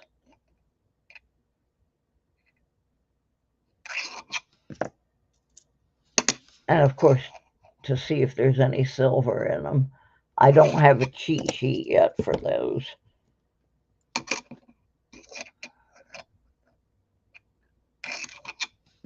But yeah, I found a couple Sacagawea's metal detecting, so I do have those. Yeah, I went and looked at my analytics. I don't usually look at that stuff because it depresses me how many watch hours they have taken away from me. Every time I get sick, I lose a ton of them. If it weren't for that, this channel would be monetized. So what I need y'all to do is go over to my channel page and pick out a playlist. Now, you can't turn the sound off on the YouTube end, or they won't count the views. But you can turn the sound off on your computer or whatever you're running it on. And I just let it run all night. Because right now I've got like 1,600 watch hours, and I have to have 3,000. So that's the only thing that's keeping it from monetizing. And somebody asked the other night why I didn't have the stickers and the super chat and all that. Those are things that you only get once you're monetized. That's why you will see Kevin posting things for donating by way of Patreon or buy me a coffee or PayPal, because that's the stuff that pays for the extra goodies. I used to give away a lot more stuff than I do now because I've been saving my money for the medical stuff, the move. So I can't, I can't take money out of my check for that. But donated money goes to mail stuff out.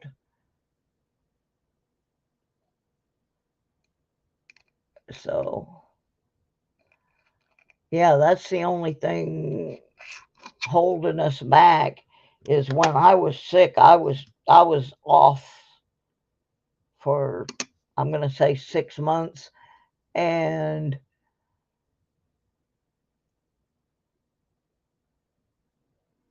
the view hours, I think it's wrong, but they scroll off after a year, like whatever I am earning today will scroll off on December 13th of next year. So what happened to me was one of my biggest shows with the most watch hours was one that got scrolled off while I was in intensive care. And the reason I think that's wrong is once a person has watched it, they've watched it. They can't unwatch it. And most people aren't going to go back and watch the same one again.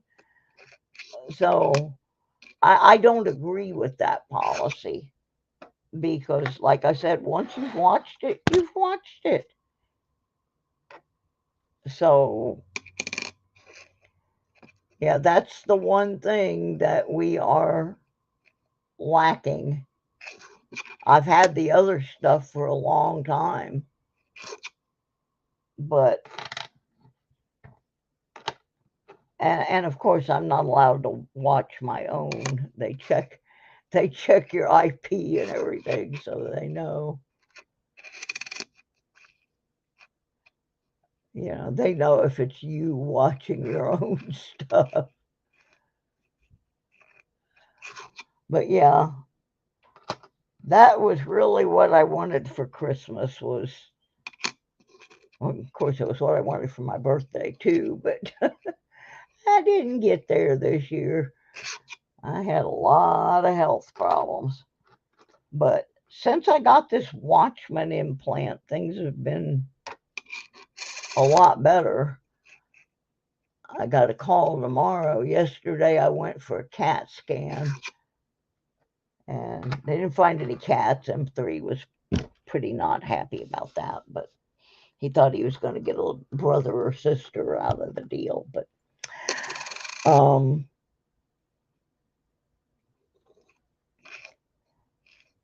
a couple of weeks ago, I was supposed to go have a procedure done where they were going to check the Watchman and everything. And my transportation company failed to show up, which that stunk. I mean, they had doctors down at the hospital waiting for me. Well, they can only wait so long. And so I missed that. And so yesterday, because they can't get me scheduled for quite a while, so I'm probably going to end up having that other procedure done in Michigan, which is okay with me. But they needed to take a look in there and make sure they had seen a little dark spot that they thought might be a blood clot. So that was like 90 days ago. So they put me back on the blood thinners. And yesterday they did a CAT scan to see if that little spot is still on there. If it's not, then I won't even have to have that procedure done, and they'll be able to take me back off the blood thinners. But if they still see it, or if it looks bigger, or if it looks like it's moved, Nina, what are you doing in there? I didn't send you to no national park. So tomorrow I got to call and find out what they saw on the CAT scan. Oh, and then this was embarrassing.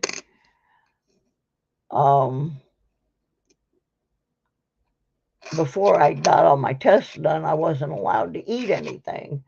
So before I got back in the medical transport, I decided I was going to run through the cafeteria and grab something to eat so that I didn't get sick on the way home.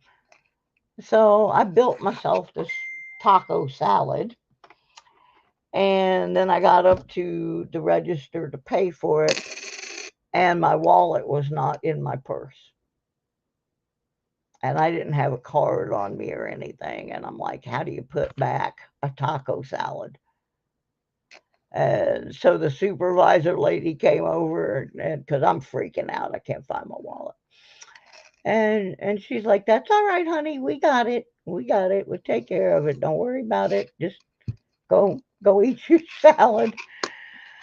So I made sure I got her name because I knew my wallet had to be at home. And sure enough, it was sitting right inside the front door. But I got the manager's name of the little cafe there in the building where I went for my tests. So I got to remember tomorrow I'm going to make a little thank you card for her and send her my money for my food, and maybe I can't really afford to send any extra money, but I can send. I noticed she had pierced ears and was wearing Christmas earrings, so I'm gonna send her a little gift for doing that because I was so embarrassed. And I was also really hungry because one of my other ailments requires that I eat every 4 hours, and they had made me quit eating at midnight. So this was at 3:30 in the afternoon. I was hungry. So that really was very nice of her. They could have taken the salad away from me and called me a bum or any number of actions they could have taken. And the action that she chose to take was just to tell me to go sit down and eat my salad and not to worry about it. So that was probably one of the nicest things that's happened to me in any of the medical facilities around here. Well, let me see. Times are getting to be. I think I'm going to do one more thing. And oh my goodness. This box is heavy. And then I'm going to quit and go to bed. But I have 4 rolls of nickels. So I think we're going to open a roll of nickels. We're not looking for anything in particular in here. But if I find anything older than 1960, we will do a random gift away for that $2 bill that we're going to take away from Eleanor.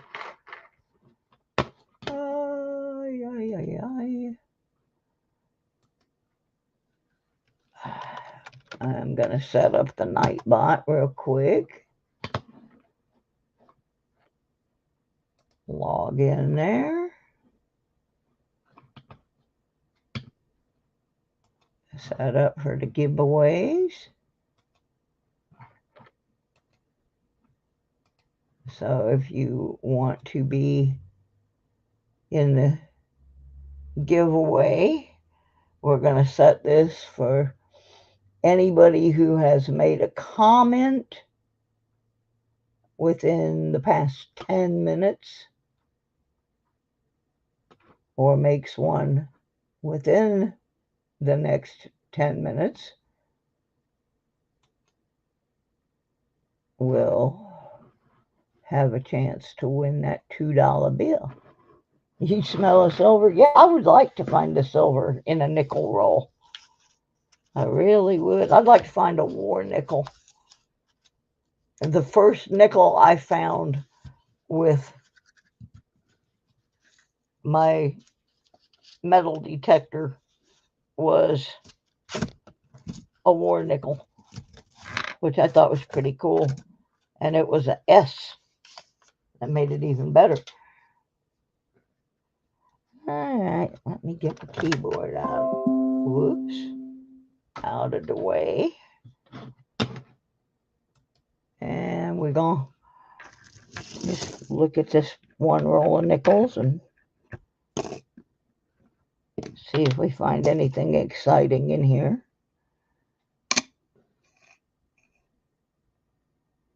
$86p. My friend Kathy, she wouldn't just say P, she'd say pay.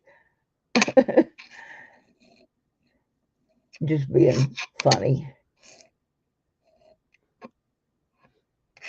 2007 pay.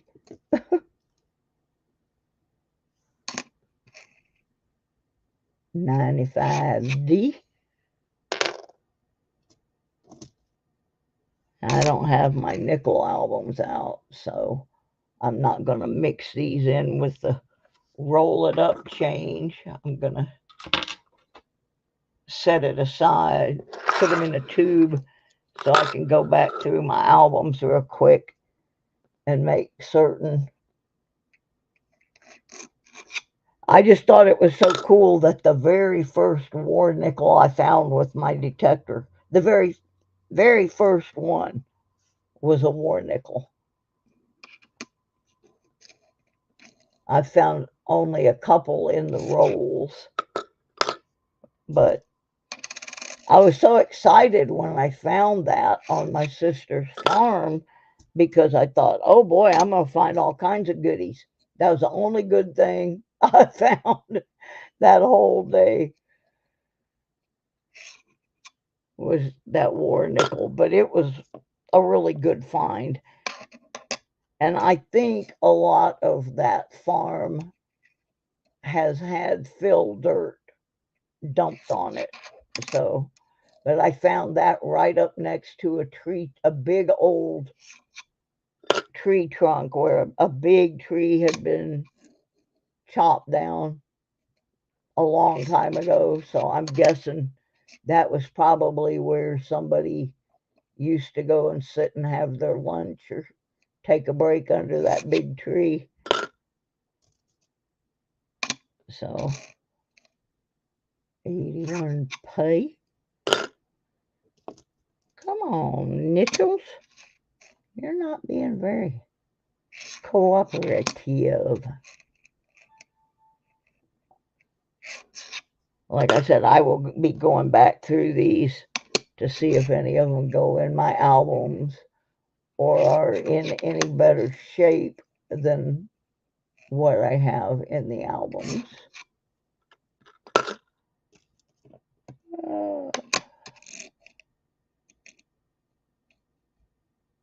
88. And I'll be glad when I start doing my metal detecting videos. I have footage from hunts earlier this year, but my problem is my old computer kind of got so bad that my brother got me a new one, and I still have to finish moving some of my software over from the old to the new, and with all the stuff that's been going on, I haven't had time to do that. And that includes all of my video production software and everything is on there. Now, when I get to Michigan, I'm going to have to do it because my band is doing concerts again. And I've got to get back to doing the promo videos for the concerts and the merchandise and all that good stuff. But I don't have room here. I have tried, and I got some of it moved over, but a lot of it has not been moved over yet, so I can't really do that's why my productions all look like crap. All my good stuff is on the other computer. So once I can get things set up, the apartment up there, I will have more space than I have here. For one thing, it has off the living room and off the bedroom, it has a patio. So that means that I can put some things out there when it's not like 9 degrees. But this apartment has 2 tiny closets. That one has 2 big closets and 2 small closets. So I've got twice as much closet space, and it's just much better laid out and quite a bit more square footage. So I will be able to set up a little better work area. Oh, I'm not finding it 60 stuff that we need.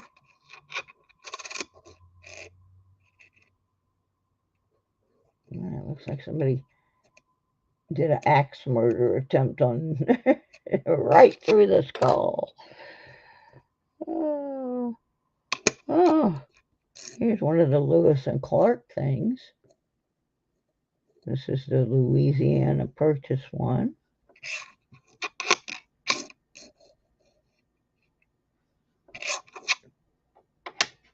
Put that up there. I save them. I don't know why. I guess I want to make some little sets like I did with the ladies. Well, we got about 10 more to go. There's a 64. We may just use him as an excuse to do a gift away.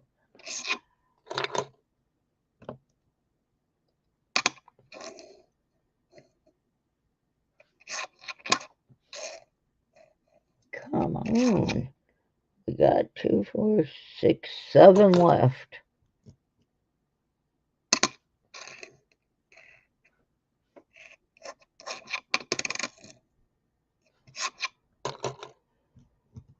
Oh boy. I'm not seeing any silver. I'm not seeing any war.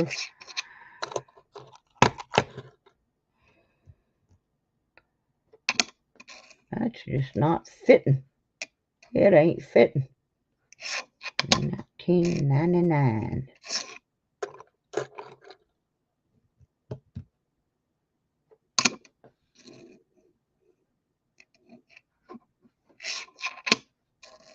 Dun, dun, dun, dun, dun. Yeah, I'm sorry I just didn't have a lot of detecting news. And truthfully, I've been going and looking at some of the detecting channels, and it's like everybody's there's not a lot of news right now, and everybody's doing the same thing. You know, all of them are talking about the same equipment. They're all talking about that it's too cold to do anything. So I'm kind of like, do I really want to just repeat what everybody else is doing? I'm kind of at a loss of what to do, but I know I don't want to do that because it just doesn't make any sense to me. And the other thing, if they're not doing that, they're just doing a whole bunch of gift away stuff that I can't afford to do right now, because I'm saving pretty much every penny for the trip. And when I said that the other day, somebody said, well, then how are you paying to mail out the gift-aways? And I am paying that with things like people that spend $2.96 a month to sponsor the channel on Patreon, or people that put money in the buy me a coffee or whatever. That's how I'm paying the postage. And as far as the items I'm gifting away, some of them are coming out of my personal collection. Some of them are coming out of what we find out of the rolls. And once in a while, someone will slip a little surprise envelope in the mail, and it'll have some goodies in it for me to gift away. I really have to be very prudent until I get settled in on the other end, because there are things that are going to require deposits, and I don't necessarily know what those are going to entail. I'm also not going to have a car when I first get up there, so I'm going to have to be paying for transportation and so forth. So I've just got to be real careful until I get settled, where I can't just buy. A lot of people, they go to the coins shop and they buy the stuff that they're gifting. And right now I can't do that. Unless I see some like really, really good deal, I really can't be doing that. Now, once I get settled in and I figure out what my new monthly budget is, things will be different. But for now, it is what it is. And so I heard somebody,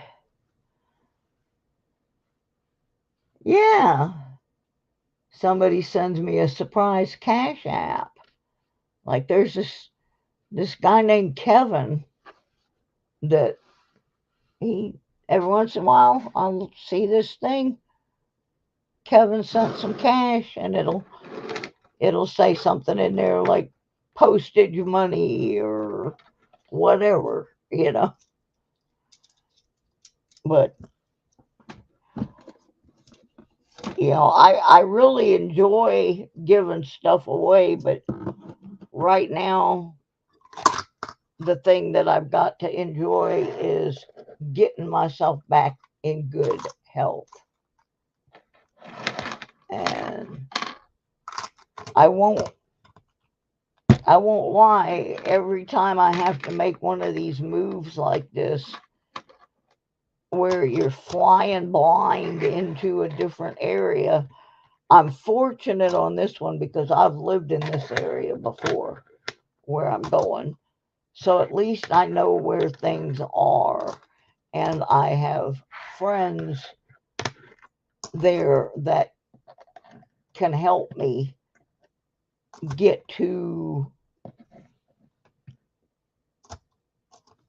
places I need to be and that kind of stuff. But I still have to be very cautious with the cash until, like, I have an expenditure. This is a weird expenditure that I didn't think about, but the way we're doing this trip is, those of you who know Sir Benji, he's got to go down to South Carolina and pick up something for his eBay business. So on the way back, he's going to come to Virginia. We're going to load my stuff in the truck that I have to pay for the rental of the truck and the gas and all of that good stuff. And we're going to get one of those trailers and we're going to put his van on it. And he is going to drive the U-Haul from here back up to Michigan. We'll be towing his van. And of course, I got to pay for all of that. But I don't mind because, I mean, it's awesome that he's doing that. And, but one of the unexpected expenditures is that M3 has a rather large kennel that he normally gets to travel in. Well, the new U-Haul trucks have the bench seat that goes all the way across, so you can have 3 people, but not with that great big kennel cage. So I'm going to have to go buy M3 a smaller transport container. He ain't going to like it, but he's only got to be in it for 600 miles. So he's going to have to deal with it.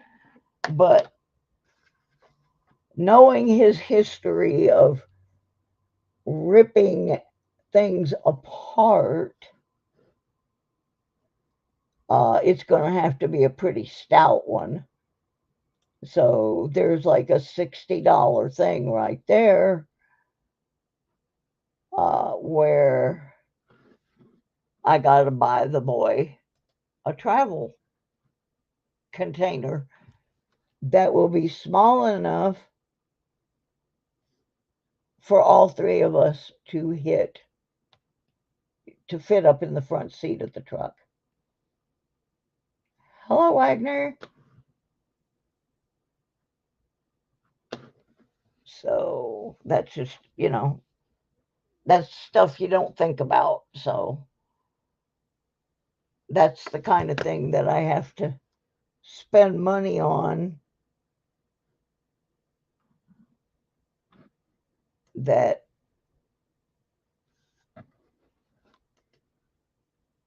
is why I can't be putting a bunch of money out there right now. Once I get settled in and the budget is under control and I see how much things are gonna run me, then we have room to play. But right now, somebody gonna translate for me?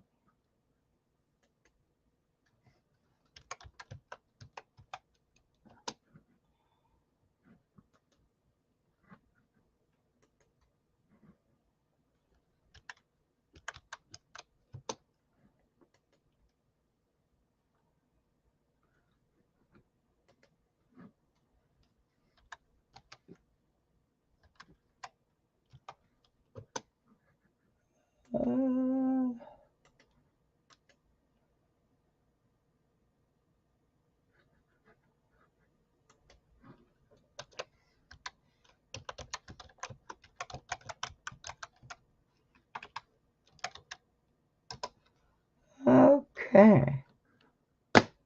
Now, that does not make any sense. I know what language it is. It's Portuguese, as I did take one semester of Portuguese. And I think what it says is, I have this I want to sell. And I don't know why you would come in and try to sell something in here, because that's not what we do. But yeah, it is definitely Portuguese. Similar to Spanish, but not quite the same. And I took one semester because I had taken quite a bit of Spanish. And so I did take one semester of Portuguese. And the literal translation is, I have this I want to sell.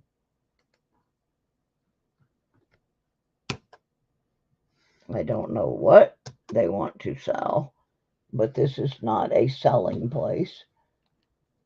So anyway, I was getting ready to do a drawing here.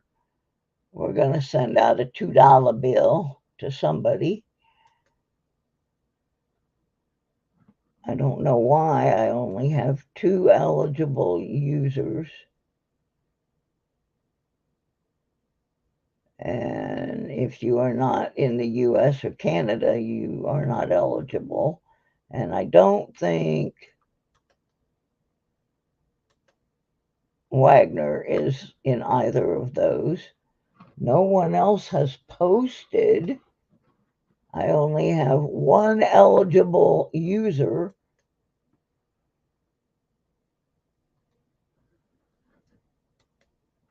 So that kind of makes it easy to figure out who's going to win.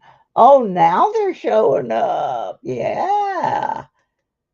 There we go. There's the new marshal back in town. Hi, Leanne. Okay, it says there's 5 people in here, but I'm not seeing 5 people on the gift away thing.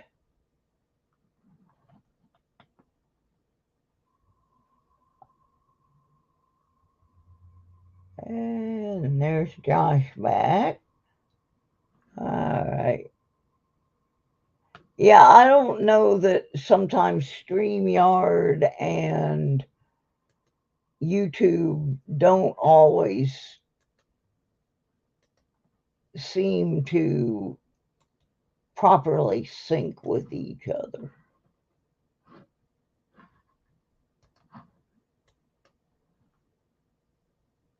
So let's see where I'm at. Now it says 5 eligible.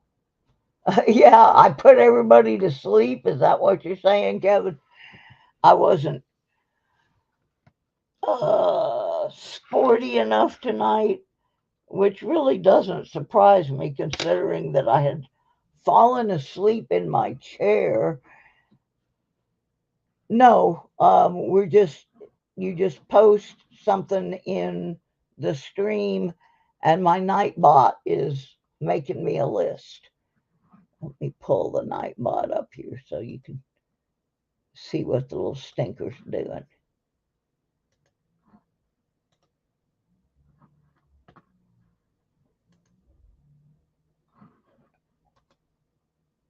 Yeah, see over here on my Nightbot is the live chat, and over here is everybody that has posted in the past 15 minutes. So we're not doing a hashtag or anything. I'm going to read you the names of the eligibles. We've got Annette, Josh, Kevin, Leanne, New Marshall. And I am not counting Wagner because I'm pretty sure Wagner is not in the United States since he is posting in Portuguese. Yep, we're on there. All right, we're gonna just do this real quick. As you can tell, I'm starting to get hoarse. A lot of this is because I've had to be on the phone with doctors and insurances and apartment peoples, and I'm wore out. I used it all up. All right, now this one doesn't scroll through or anything. It just, you hit that, roll it, and it immediately picks somebody. So here we go. We're going to hit the button. Somebody going to get a $2 bill. Leanne's going to get $2 just for being here. Assuming she's still here. Well, she says, I just got here. So, good job, Leanne. Got here just in time to take the money and run. I like it. I like it. Now, where did I put the $2 bill? The two $2 bills. I have one more left. I like them because they're, if I can get new ones or really old ones, I like them. And one of the reasons I like them, they're easy to mail, but they're also an unusual item. Like I showed one to my niece's son. He had no clue any such thing existed. Yes, Leanne, please send me your new address. I've had several people that recently got new addresses, and I want to make sure that their stuff is going where it needs to go. All righty.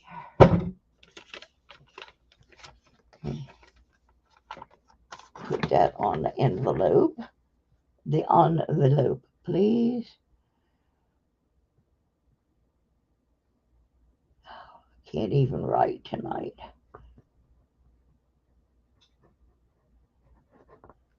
Now, some of you should be getting some mail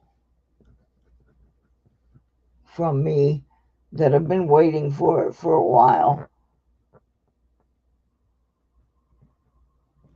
Because I pretty much got everybody's, except for Monday nights, sent out. Even Doug Crawford's package went out. That's a major miracle. All of its own.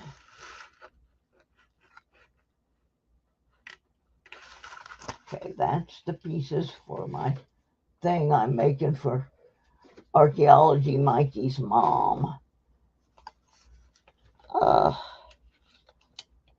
Was not aware of this until after he passed, but Mikey liked to collect Christmas ornaments that had things that he liked on them, and he would put up his own tree besides the family one, and he had like cheeseburgers and things that looked like slices of pizza. And she said he got real excited because he found a Heinz ketchup one. So he had me make a couple of ornaments in remembrance of his, I believe it was his aunt and his grandma. And I am now making one to send to his mom because she told me she was going to put his tree up.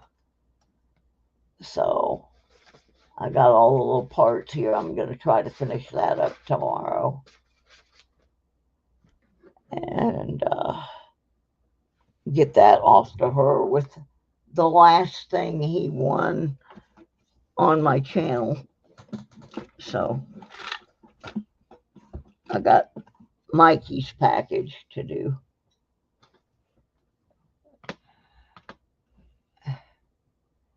Yeah, see, I don't have food ornaments. I have music ornaments. I have drums. I have guitars and fiddles and ones that just have music notes. And I'm not doing my tree this year because I've got no room. I'm stacking boxes, and I have like one corner that is things that I'm selling on eBay that I have to keep them because they're listed. And then I've got some stuff that's got to get taken to the thrift store to be donated. And then I've got boxes of things that are going to Michigan. And so I just didn't feel. I have like a little, I think it's an 18-inch Christmas tree that's all I'm doing because there's just no space. It's hard to even motor through here. Like I said, they're sending a new lady to come help me tomorrow. She's going to take one look at this place and run. But truly, I will be happy if she just unloads the dishwasher, loads the dishwasher, and mops what little bit of the floor is showing. Oh my goodness. So on that note, I think I'm going to go take my meds and get something to eat.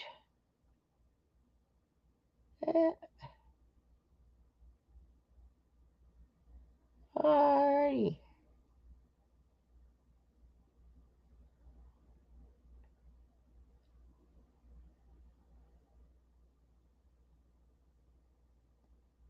Yeah, I like I said, I found a couple of things that were in the giveaway box that I had already sent to people, like Mike Wolf. I had already sent him his pinpointer, but somehow the sticker got back on another pinpointer. But he sent me a picture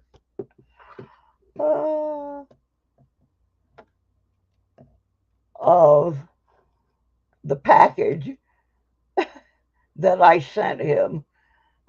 So clearly I already did that. So that means I have one more pinpointer than I thought. So we may have an abbreviated version of the 12 Days of Christmas after all, if I keep accumulating. Like if I can fill one of these, finish one of these books, we'll have one of those to give away. So we're working on it. I just don't know. Everything is so chaotic.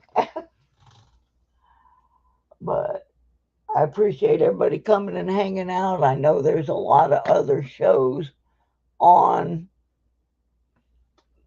It doesn't matter what time I pick, there's going to be. And I'm just going to have to keep chugging away. And at some point, we might get monetized. Like I said, my best suggestion is to go over and pick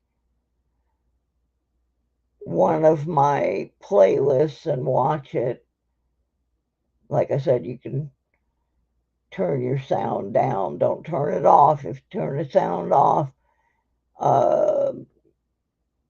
on the YouTube video itself, like if you click on the little speaker and silent and mute it, then it won't count you as watching, which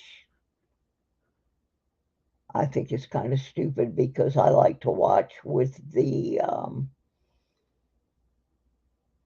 captioning turned on, but they don't like that.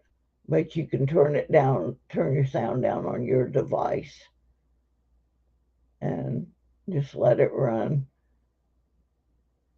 When I see somebody that I'm watching and they're really close to getting monetized and all they need is view hours, I will do that and try to push them over the top, because it's harder than you think to get there. So, like I said, I may come on tomorrow sometime during the day and do some more of these pennies and stuff so I can clear this area out. So, all right, gang, thanks for hanging out with me, and we shall see you soon. I appreciate every one of you more than you know. So, with much love, good night.